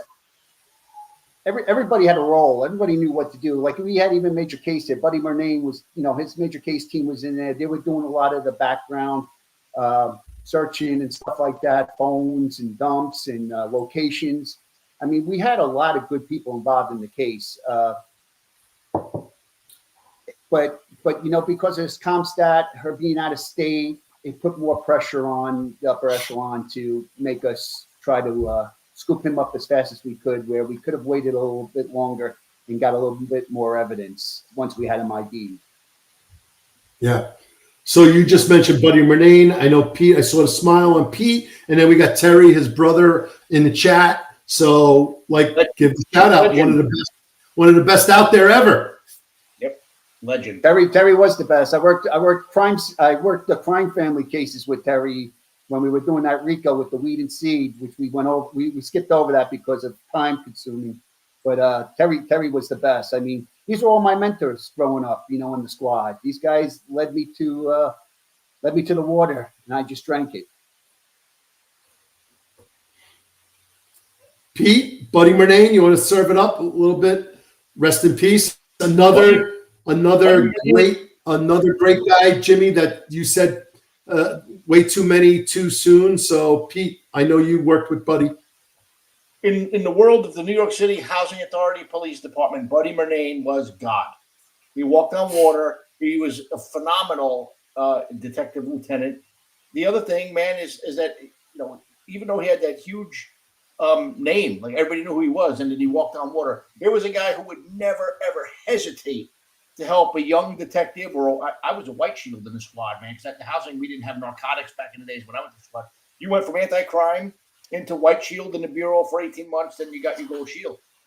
If I called Buddy Murnane and needed assistance, he would have crawled from Brooklyn up to the Bronx to help me. The guy was an amazing investigator, an amazing boss, and an amazing human being. Love the guy. So one of the best, one of the very best in the profession. Great family. Yeah. Yeah, so we got a little Terry Murnane love, little salute from the New York's finest, retired and unfiltered. And then let's just call out DJVR 999 super sticker. Thanks for the super chat, super sticker. Appreciate that. All right, so weed and seed. So Joey Herbert, He was on a couple of weeks ago, passed away this week.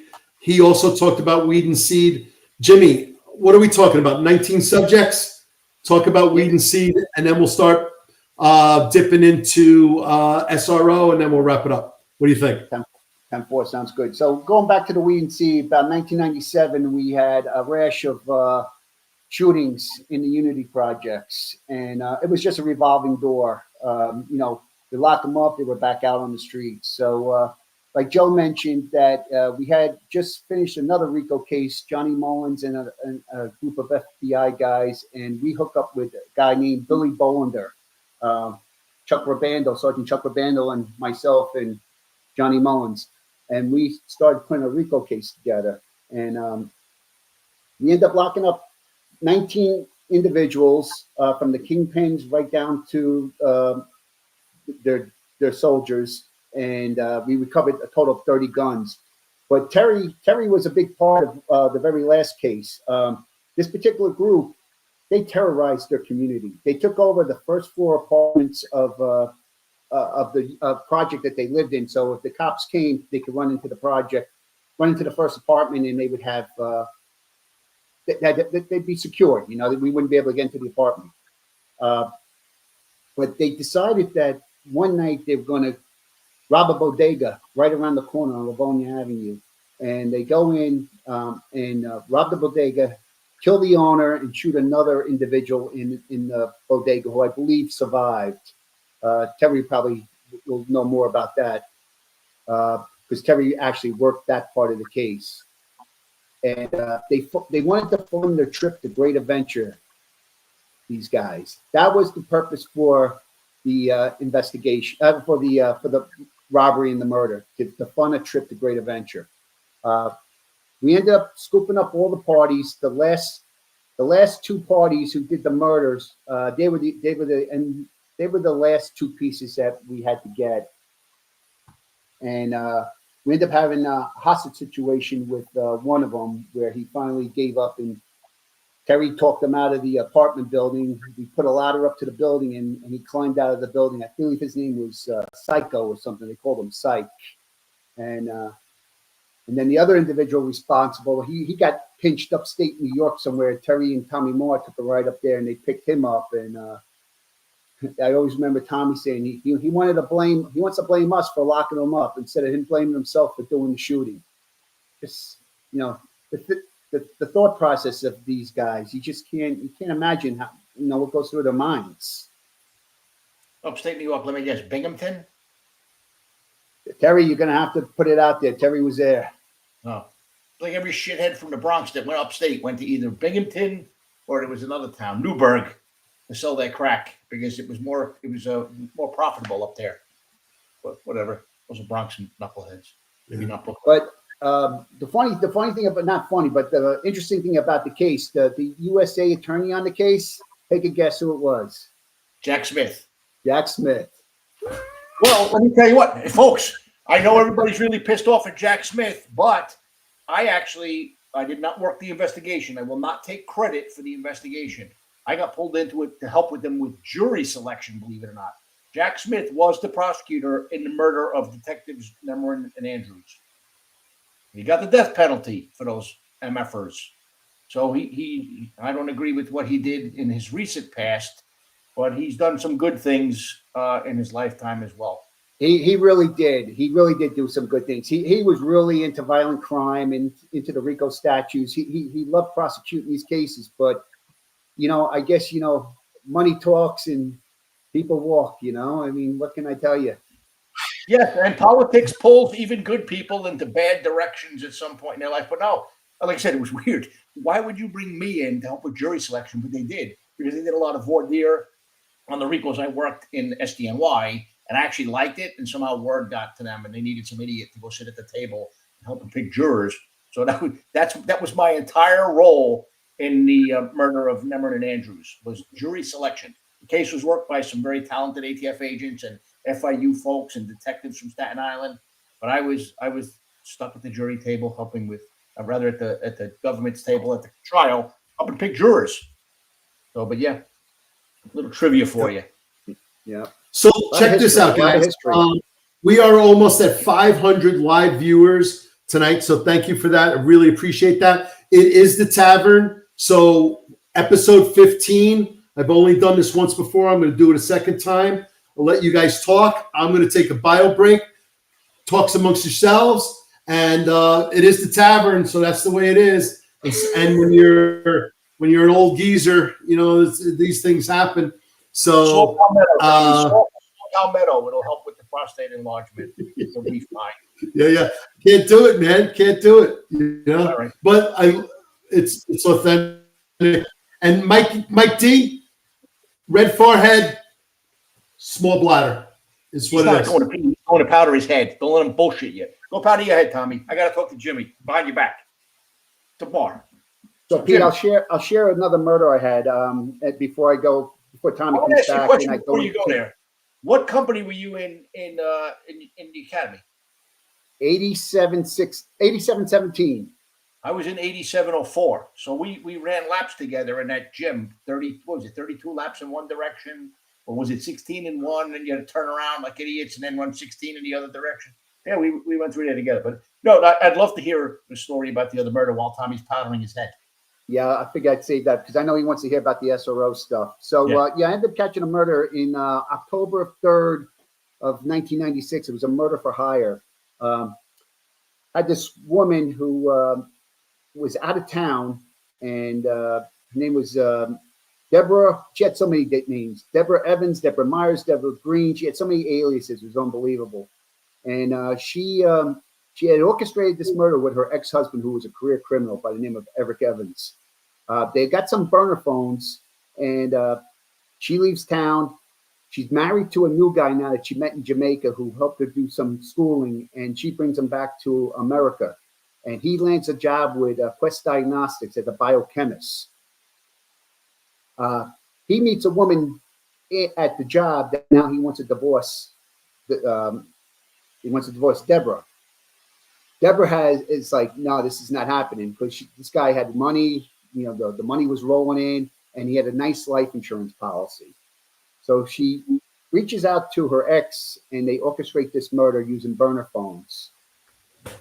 So I had the case as a 7-5 catching detective, but then I got transferred to Brooklyn North Homicide, and I just wanted to solve this case. It wasn't so much about arresting the husband. It was about getting the wife, because I knew he could do time standing on his head because he was a career criminal, but I wanted to get her. Mm-hmm. And she lawyered up immediately from the time of the incident. But when she got back into town, she had Andre pick her up from the airport. She went up to back up to Vermont and Stanley Avenue to the projects over there. She went up to the apartment to get her kids while Andre stayed in the car, listening to his music. And she said she receives a call from Andre, and he's gurgling, and then she comes down to only find him dead. But when we got to the crime scene, it was obvious that Andre had lit somebody in his car because the door was open. Someone just didn't get in his car and shoot him. They were sitting with him for a while. Well, because it was so personal and because she lawyered up, I took the case with me right to the end of my career. And I got up with Julie Rendelman. She was the ADA in Brooklyn. And we did a long-term grand jury. And what I did is I started targeting. I couldn't get any subscriber information on the burner phones, but I was able to get subscriber information on the people they were calling. So I was able to identify their friends, who ended up telling me that he admitted to killing Andre because they were going to split the life insurance policy. I ended up solving the case about maybe, I don't know, I think it was 30 days, 3 weeks before I retired. We ended up locking him up for the murder of Andre. We never got her for the murder, and he would not give her up because they had children in common. I think that's why he didn't give up the wife. But I told him, I said, I said to Eric, I go, Eric, your wife got that $150,000 life insurance policy. I said, she probably told you they weren't going to pay her out. It turns out the life insurance company, because it was so long, they had no choice but to pay her out because she wasn't charged. And I talked to the life insurance company. He said, well, we'll go back out. We'll go after her and get the money later on if you arrest her. So we never ended up arresting her, and he ended up doing time. But it was a case that I could have left in the 7-5 and walked away from it because now I went to homicide. I was going to be catching new cases, but I never got a ground ball case. I always got the McGillis. But And those Mark Poirier used to always say, if something happens to me or my family, I want Jim Kennedy investigating it, because I was a pit bull. Like, I'd go in the interview room for 15, 20 hours. Detectives would say to me, when are you going to give up? I said, when they give up, that's when I'm going to give up, because I had to get to the bottom of the investigation. Yeah, putting the puzzle together was the fun part, man. At the tail end of my career, I was an executive. I just signed, may as well work for a bank. But man, I miss that stuff. And Tommy, whoever your makeup artist is, you need to fire him or her, because you're still your makeup artist. Fired him. You're still red. You're still kind of pink. My makeup? I thought you went to. Oh, you really did go to relieve yourself. I thought you were I put a little powder on. No, you're still pink. How red I am, like in the freaking light, bro. Your blood pressure, brother. Yeah. You might want to get that checked. So Jimmy, I want to bring you back a conversation. I remember it very well. I hope you will. This is when we were grinding, and I believe you had just gone to Brooklyn North Homicide, and you caught a case in a 7-3, and you were still on a beeper, okay? And a child shot in the front seat of a drug dealer's car, and you told me that you recognized the number on your beeper, that the mother of the child who was shot was beeping you and calling you back. And you told me that, like, you had a euphoria of like, oh, she's finally going to call me back and tell me what's going on, only to tell you something different. And I'll let you serve it up. Do you remember that? No, you know it better than I do. What did she tell me, Tommy? Because I remember. I don't know it better than you do. You look at, but I remember the story. I remember this has got to be in early 2000s, and I remember it. But you remember it. I mean, you remember it better than I do. I just remember I ended up going down to North Carolina, to Fayetteville, North Carolina. And I'm like, boy, who the hell lives in the sticks down here?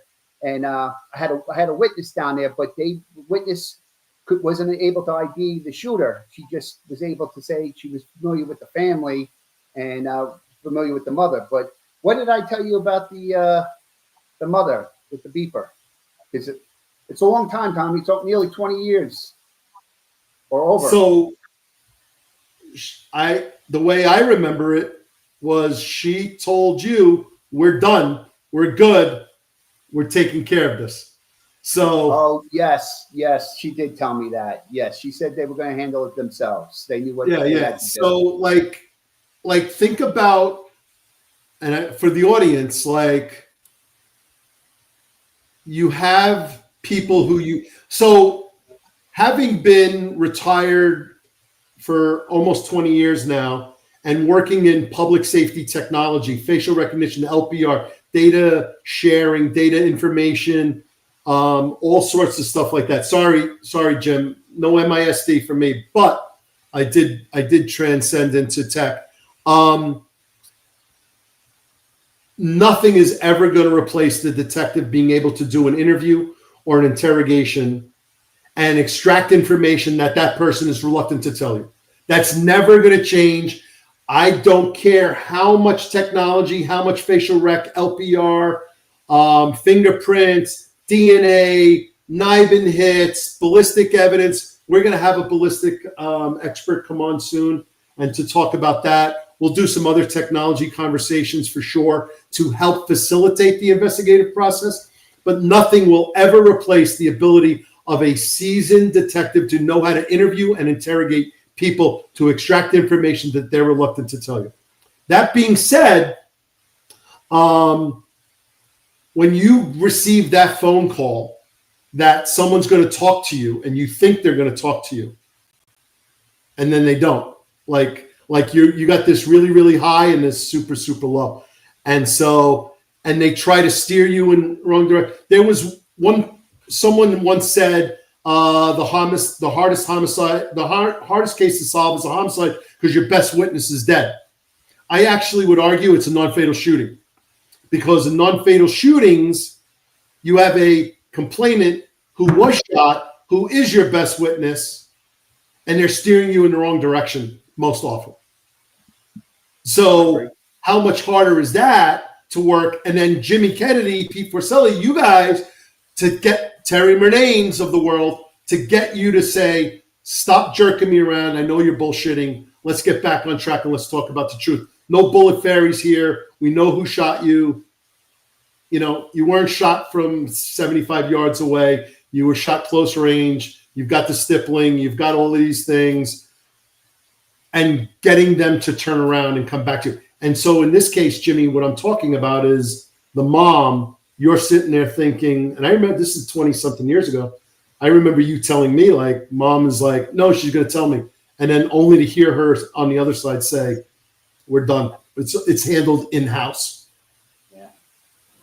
Yeah. Thanks for refreshing my memory, but that's exactly what happened. Yeah. It's crazy. You know, we handled a lot of murders, Tommy. I mean, there's so many that I remember, but there's also ones I forget. And that was probably one of the, I only left probably 3 unsolved murders in the time I worked murders from 96 to 2007. That's not a bad ratio, but and it was because of uncooperative parents, uncooperative mothers, like you said. You only can do so much. Well, I think what's really interesting is if you look across the country and you look at the clearance rates and you know, the national average when we were rocking and rolling, Pete, the three of us, probably looking at 65, 75%. And you were hoping for 80, 90. And if you could clear a couple of previous, if you could hit 100% of clearance rates, that would have been great. But it was never like we didn't know who did it or didn't know who was involved. It was, can you make the case? It's very different to say, I think I know who did this and I'm focused on them and they are a person of interest, like very severely, versus actually being able to bring it to a clearance. Would you guys agree with that? Yeah, I agree with you. Yeah. All right, so we're at 8:49. We're about an hour and 50 minutes in. Jimmy, I promised you, unless there's any other big criminal investigations, murder cases that you want to talk about real quick, I'd love to pivot and let the audience hear about your SRO experience. I've shared the statement that you made to me and my wife while we were driving in a car one day. I think it's really special what you said about being able to save these kids before they get into trouble. But anything final thoughts before we go to SRO? No, I'm ready for SRO. All right. Well, let's hear it. How did you become an SRO? And where? You're going to love this story. So when I decided to move out of New York and move down to North Carolina, my goal was to go into corporate investigations. But being police friendly, like New York City cops are, I went around to some of the sheriff's office, the police stations, and I gave them a mug that had all our patches. So this one chief of police in Waxhaw, small department, grabs me and says, hey, would you come back and interview with me? I said, I'm really not interested in going back into law enforcement. I want to take my expertise and go into corporate investigations. And he kind of really pursued me going in for this interview. So I said, what do I got to lose? I was only down there like a week. My wife and kids already had been living down here a few months before I retired. So I go back for the interview, and nobody in the South wears suits. I walk into this interview with my 3-piece suit on. He sits me down. I'm ready for all these questions, and he says, Jim, I don't have a lot to offer you. It's shift work, and the salary is only $28,000 a year. So I said, Chief, I'm honored you gave me this opportunity to interview with you. I said, but I really don't want to work shift work. I said, Chief, I made $28,000 in the month of February. I can't work for $28,000 a year.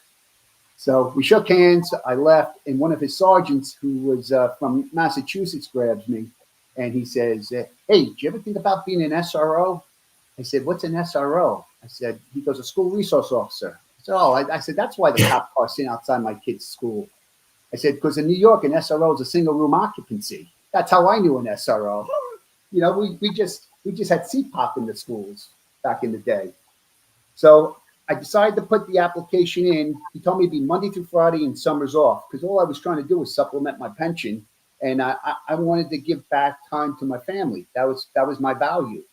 Tommy, we had a lot of titles in this world. I had a lot of titles, third grade, second grade, first grade, but my real title is dad, and I'm proud to carry that title. But I put the application in at the sheriff's office, and I decided one Saturday I'm going to take my daughter to this church function, and we're going to go ice skating.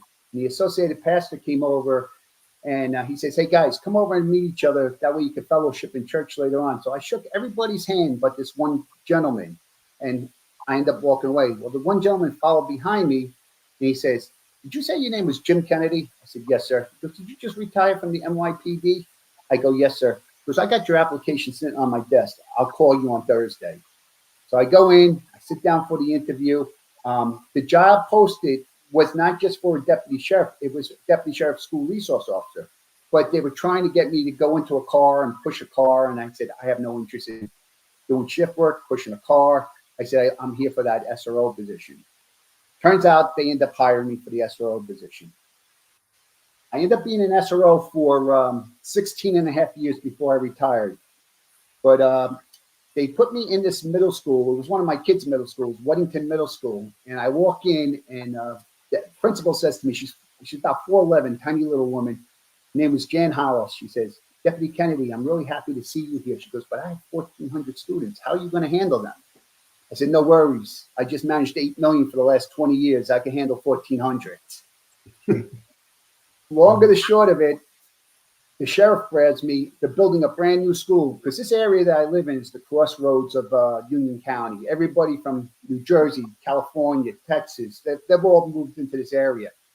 And he said, "I'm going to put you over in that Marvin High School. Those people over there will be able to understand you." Because I swear to God, they thought I was the mafia when I came down here, the way I talked. They just could not get used to the accent. So I don't end up in Marvin, but I end up in a country school, Parkwood High School. And I really built some great relationships. But I also had that proactive attitude going into the school. If you broke the law, I was going to charge you. Because North Carolina and New York were the very last states in the Union that raised the age. So for many years, my first 7 years, 8 years, maybe 10 years, I was, a kid broke the law at 16. I'd charge him and I'd bring him to the sheriff's office and process him. And then now, nowadays you take them to juvenile justice. You just do a paper on them. So I get to Parkwood High School, and turns out that principal gets transferred over there, and she tells the superintendent, "I'm only working at Parkwood if Jim Kennedy's at that school." So I get to the school, and I find out that they got gangs. So I'm like, "Okay, what kind of gangs do you have?" They said, "We have the Crips, we have the Bloods, we have MS-13. And then I named the final gang, the John Deere gang. Those were my country boys." So I told the students, I said, "There's only one gang here, and it's Jim Kennedy. You want a gang bang, you take it off this campus." But I earned respect very, very quickly. The guy before me was this officer named William Thomas. They called him OT. So how I broke myself in, I said, "I know you had Officer Thomas here and you called him OT. I said, I'm Officer Kennedy, but you could call me okay because I'm really okay." And from that moment on, I just started building these great relationships with these students. And I started seeing a different side of life. And, I was getting older. I was putting things into perspective. And, we want these students to be educated. We need them to be productive citizens because the way the world works is that we pay into Social Security. Our parents paid into Social Security. We pay into Social Security. We want the students to pay into Social Security so we can collect that Social Security in the future. And that's the way the world works. We need them to be productive. We don't need them behind bars. I ended up doing 7.5 years at Parkwood, and then I got transferred to Cuthbertson High School. I had a little falling out with I didn't have a falling out, but the principal had a falling out with me after I told her that the assistant principal, the only person she communicated with was the assistant principal. She goes, "That's not true. I communicate with everybody." I said, "You don't." I said, "You only communicate with him." I said, "Matter of fact, I got a name for him." She goes, "What do you mean you got a name for him?" I said, "I call him Souls." She goes, why do you call him soles? I said, because his head's so far up your ass, all I see is the soles of his feet hanging out when you walk by. I was transferred the next day. Yeah. So that So, school was so Jimmy, I'm sorry. Go ahead. that school was, a little more busier than the other schools, but I brought down crime 14% in that school. It was recognized by the newspapers, and didn't have any real issues there. Just kid stuff. And but I did have this one kid at the school. I'll never forget this story. He was stealing cell phones, teacher cell phones from their desk, because the teachers would open up their desk, put their cell phones in there, and then when they walked out, he'd steal them. So I was able to trace a couple of cell phones back to the calls he made to his family. And when I locked him up, he came from a very dysfunctional family. The family had been locked up many times. His defense attorney said, Officer Kennedy, I'd like to work out a deal here with you. And it's really different here because you sit in the courtrooms in the South. You don't sit outside in the hallway and get called in. You're listening to these cases as they're being as the hearings are going on. So the defense attorney says to me, he goes, my client has never been convicted. I said, you're correct. Your client has never been convicted. I said, but he's been arrested numerous times. I said, counselor, I'm not agreeing to any plea deals. I said, he needs to be charged. He needs to pay the price for what he's been doing. He's been doing it for a long time. I said, counselor, your client is so smooth. He can remove your socks without taking off your shoes.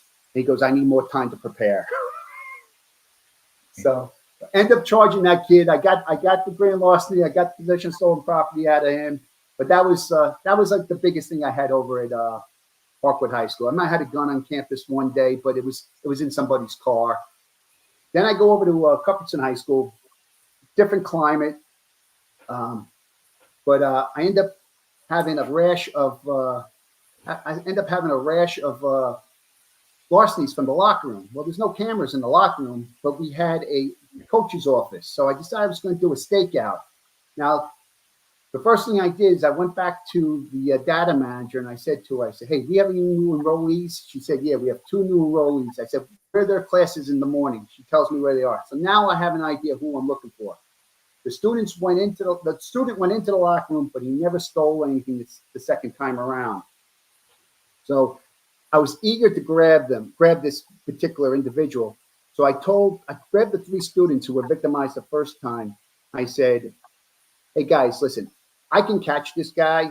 I'm just not putting up my money. If you want to they already took $300 between the 3s. If you want to give me a 5, and you give me a 10, and you give me a 20, I can tell you right now, he's going right back to your lockers. Because these students never put locks on their lockers in the gym room. They put $300, $400 cash, $1,000 cell phones. They didn't care. And nobody locked up the gym. Well, they did lock up the gym, but it wasn't always locked up. So what I did is I photocopied their money and gave it back to them. Sure enough, a day or 2 goes by, the same 3 kids get popped. So I tell the assistant principal, go get the kid. I say, I'll go down to the locker room, make sure it's the same 3 kids. And I always told my administration, make sure that you walk behind the students, not in front of the students. So he was able to get rid of like a $5 bill. So when the assistant principal got him back in the office, he says to the student, you have anything on you that you're not supposed to have? He goes, no, I have nothing on me. He goes, well, we had a larceny down in the locker room. He goes, I'm not responsible for that. So he goes, what do you have on you? He goes, well, I have some money in my shoes. So he goes, all right, take your money out of your shoes. And the assistant principal holds up a piece of paper and says, as long as those serial numbers don't match this piece of paper, you're good to go. And the kid just puts down his head. But I was able to work with the kid. He would have been a career criminal. I told him, listen, this is how it's going to play out. I said, if I charge you, your mother's going to have to get an attorney. You're going to have to pay restitution. You're going to have to do this. How about I give you a month and you pay these kids back? I said, I'm still going to do a report because I might have to charge you later on. But he agreed to the fact that I'll just pay them back, and never had a problem from that student ever again. It's good. It's really good. So listen, we're getting 2 hours. Pete told me we gotta be tight, so we're gonna do.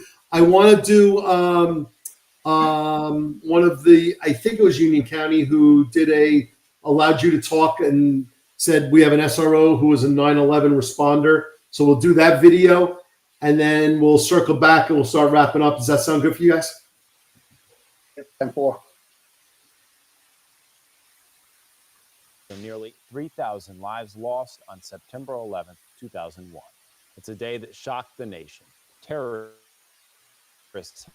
hijacked 4 different airplanes and carried out devastating attacks. 2 planes crashed into the World Trade Center in New York City. A 3rd plane was flown into the Pentagon in Arlington, Virginia, near Washington, D.C. A 4th plane crashed in Shanksville, Pennsylvania, after passengers tried to retake the plane from hijackers. As the attacks started to unfold, brave first responders went into the danger in an effort to save lives. Our Brandon Hamilton talked with a retired NYPD officer who is now an SRO for the Union County Sheriff's Office. Brandon, what did he tell you about this dark day? Yeah, Alex, Jim Kennedy told me as the years pass, what happened on 9/11 does weigh down on him a lot more. Now, this dark day in our country, he experienced firsthand. September 11th, 2001. It was a beautiful day that just became real still. Jim Kennedy was doing what he did every day for the New York City Police Department, solving homicides. Then terror took over. Like most of the country, he watched on live television the attack on the World Trade Center. All I could think about is how many civilians, firemen, and cops did we lose in that moment? In that moment, his life changed. He says they were supposed to go to Manhattan, but after the second tower went down, Brooklyn was the next stop. We were evacuating pedestrians and civilians coming across the bridge. They were all covered with like a light gray dust, and we were rendering medical attention to them. For weeks, that became his norm: search and rescue. The hardest part of 9/11 for me, though, was attending the funerals of the first responders, watching, 2 and 3 year olds, not knowing the mother and fathers. In January of 2007, he retired from the NYPD. 3 months later, Union County became his home. In part, he says, thanks to his sons and their love for lacrosse. Working as a school resource officer was his next calling. As he walks down the halls of Cuthbertson High School in Waxhaw, he's saved lives in a different way. I thought working murder cases was the most rewarding job in the world, giving closure to families who lost a loved one. However, working with the youth is 100 times better, keeping them out of trouble, steering them in the right direction. As the days go on, this guy here, Joe, he says it does get harder, but he knows he has a story to tell. This has become part of the fabric of who I am, 9/11. Truly an amazing story. He will also participate in 9/11 remembrance events this weekend. And Alex, to hear that firsthand, he's just one of the many thousands of responders who answered that call that day to save lives. And he's still a first responder now. He's still working, trying to make our community a better place. A fantastic story. And we appreciate that man and what he's doing. Brandon, thank you. Jimmy Kennedy, Brooklyn North Homicide to SRO in Union County, North Carolina. I think it's pretty special. It definitely is. It definitely was life-changing, and I'm very grateful for the opportunity, and I'm grateful for the people that I've been able to work with who allow me to be the person I am, protect their families. I know there was a lot of sorrow. Families would come up to me and say, Jim, can you just hang out another 3 years? I have another one coming through. I just provided so much security and safety for their students. It was a true honor to be a school resource officer. It really was. Yep. So let's do 2 comments. Hefe, one of Jimmy's first SRO friends here, he became a legend quickly. This guy can talk to anybody, like the mayor, without the corruption. Brilliant. At the bottom of that. And then we have Katie Helms. Sorry, Katie Helms. I'm one of the teachers who had the honor of working with Jim as an SRO. I used to bring him into my class so the students would hear him tell police stories. He's incredible. Like, this is life. This is the purpose. This is the purpose. Why you became a cop, why you became a detective, the detective work you did, and then to be able to transcend from that to an SRO. It is not a step down. You're still doing meaningful work. And so thank you, Katie and Hefe, for the comments. Jimmy, thank you for that. So good. Pete, any final thoughts before I do some wrap up stuff and let's start calling this thing a wrap? No, I mean, good meeting you, Jim. I know that we never crossed paths other than that we ran around the gym at the police academy together 38 years ago. It makes me feel old. We were both, during the same academy class. And I remember that class had, we were so big that we had a night shift and a day shift. We were on the same shift. Anyway, but no, man, you had a great career, brother. Real interested in hearing your story, and then carry it on after your retirement from the NYPD and continue to serve your fellow man. Speaks a lot about you. So it was an honor to meet you, man. Good hearing your story, and God bless, man. Thank you for coming on. Thank you. All right, so let's do this. So, so there's a reason besides the fact that you shared this, but I know a lot of people in this video, this image. And I made sure they were all clear and to share it. Tell us about this picture, Jimmy, and then I'm gonna comment. So unfortunately, I couldn't get my video to work, which I'm very disappointed about this evening. So I do have the Brooklyn Bridge hanging up behind my desk here at my house, and I always loved the Brooklyn Bridge. Detective Valentin and myself were getting ready to retire, and I got our team to go down to lower Brooklyn area and had them take that photo with the Brooklyn Bridge behind us to have that as a memory. That was, like I said, Tommy, yourself, so many great people I worked with. I mean, they made me who I am. I learned from the best, and we just had a real good we worked really well together, and a lot of laughs. Yeah. So I am a homer, so I'm going to go with the home team on this one. However, I'm going to defer at first to G. Valentin. So in the center with you in the middle, excellent, phenomenal detective, partnered with Tony Vigiani all the way on the left. Only guy wearing the light colored suit. I'll point that out. However, I will say as a team, tremendous detectives, two of the best.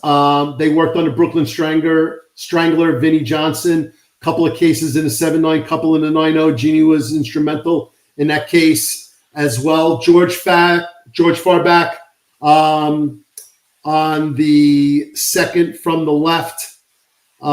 Great detective, union delegate, truly a delegate, and a board member who truly cared about the rank and file, for sure. Sean McTighe in between George and Jeannie. So you mentioned him earlier. I know he's one of your really closest and dear friends.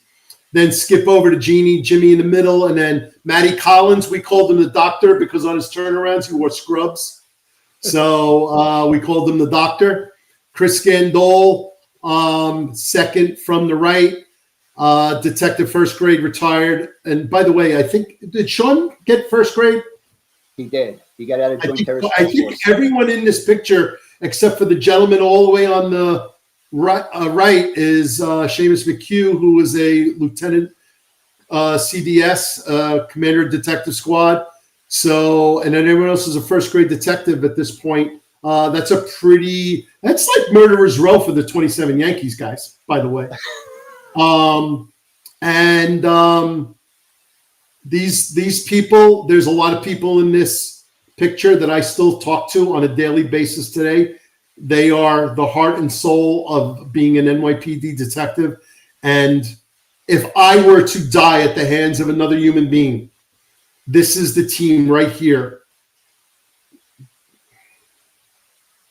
that I would say I would want liaisoning with my family and taking care of business, because there's no other way that I would see justice for my family than a crew just like this. And there's many more, not to say they're the only ones, but there's many more.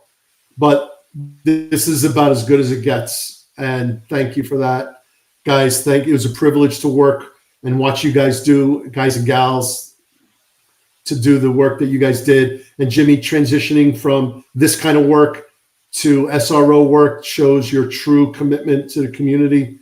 So thanks for that. What a blessing. So on the heels of Joey Herbert, I'll let you guys talk while I try and pull up a video of Joe from today from Ron Layson. I got some tech going on, but yeah, this is pretty powerful stuff, guys. Oh God, commercials. Heavy stuff. Heavy stuff. So yeah, any thoughts, Jimmy, on that crew there? It was a great team, and thank you for the compliments. We did do God's work, that's for sure. Okay. All right, so let's. Oh my God, tech is not working, not cooperating today, but we'll get it. All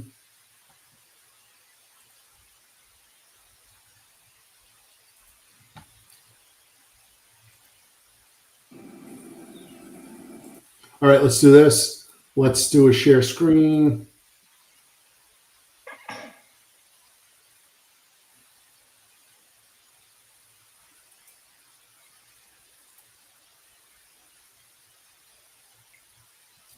You know what? I can't get it. It's text not working. Anyway, Joey Herbert passed away. He was laid to rest today. And Ron Layson showed up, and videos are not. Here we go. Let's do this one. This is the presentation of the flag to his daughter, Kristen, today. The videos are not cooperating. They're too long, and they're not uploading because they're like 750 million megabytes or whatever. But Joey Herbert, Jimmy, you worked for Joe in the 7-5. We all know him. We all loved him. He was a guest. Thankfully, a couple of weeks ago, he got to tell his story. Most recently, any final comments on Joey and his passing? And terrible thing that he passed. I mean, especially after just seeing him on your show a couple of weeks ago. Joe was a true legend. He was my mentor. He was my friend. You know, we called you Tommy and all the bosses, but you weren't bosses. You were leaders. You really guided your people to do the right thing and have integrity. And Joe just, he was a unique person. We had some slackers, but he turned them around, and he turned them into really, really good detectives instead of just dumping them. Like, he cared about his people. He was so passionate about the job, and it's a shame that he died at such a young age. Very sad. yeah, so rest in peace, Joey Herbert. He's now in heaven with Barbara. And I hope that Kristen, her husband, and their daughter, Mia Veronica, just have wonderful memories of Joe. He was truly an NYPD legend who will never be forgotten by those who worked with him. And hopefully those who didn't get a chance to work with him, his legacy remains and keeps on. So with that, I am going to, let's see, we have...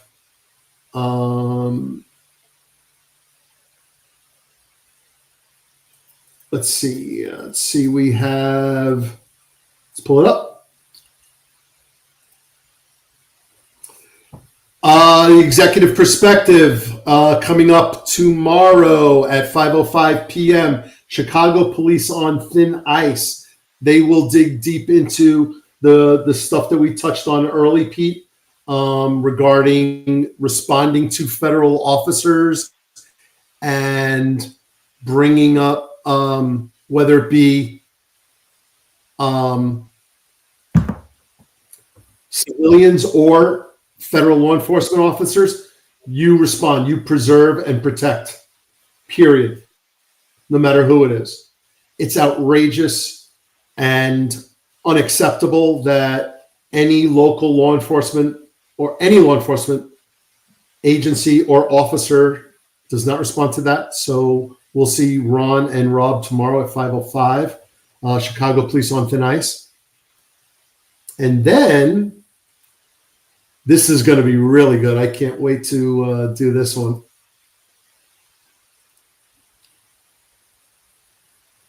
Man, the tech is weak today. So,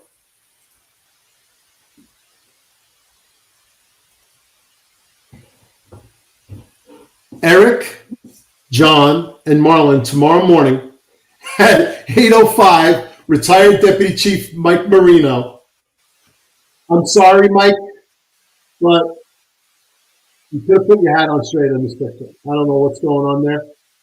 But I will say that one of the best chiefs I ever worked for, I knew him as a captain, a DI, an inspector, and a deputy chief. I love Mike Marino. I think he was one of the greatest bosses I ever worked for. I can tell you stories nonstop of why this guy is special. I am so excited for this conversation with John, Eric, and Marlon tomorrow at the Finest Unfiltered at 8:05 a.m. tomorrow, Wednesday, October 8th. So, did you ever work with Mike Marino? So I have a quick story about Mike. Mike was the duty captain one day, and a couple of guys from the 7.5 were out on they went out of town on a trip, come back, and I had a perp in the box, and one of the detectives says, "Hey, can I go talk to the perp because we're interested in him too?" I said, "Yeah, sure." But what the perp did is he watched the detectives go in and out of the interview room, and we had this little 2-button thing on the door. Well, he ended up taking the brace off the ceiling, and he popped the door open, crawled on his hands and knees, and went out the back door to the 75 squad. If you're familiar with that, Tommy, we had the 2 entrances. When they went out to the vice area and out the back door.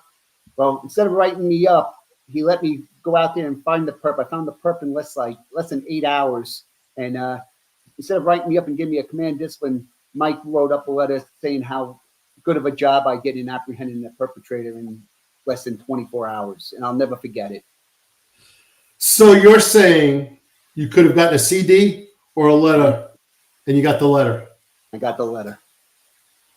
That's a fascinating story for all those supervisors now and in the future on how to handle your cops and what their intent is and where their heart is versus what happened. Pete, you transitioned to executive level statuses in the ATF. How'd you guys handle discipline and stuff? I always tried to take care of folks the best I could. If I had to set the tone, I had one guy who did some stupid crap. I just reassigned him to the front office for 2 weeks so he could realize the error of his ways rather than hurt him or put something in his folder. But at the same token, there was one guy I had to fire. I always tried to take care of the folks. But look, there were some people that always had to push the envelope. But it was, for me, discipline was always the last resort. I would try to fix the problem rather than jam somebody up. Yeah. Okay. So guess what? We are at 551 live viewers. That is pretty good. Really good, Jimmy. So you must be.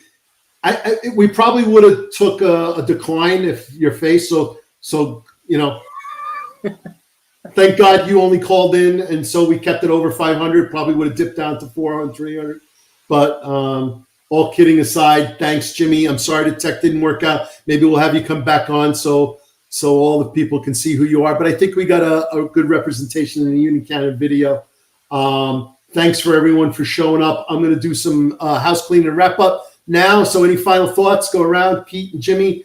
Thanks for everyone listening.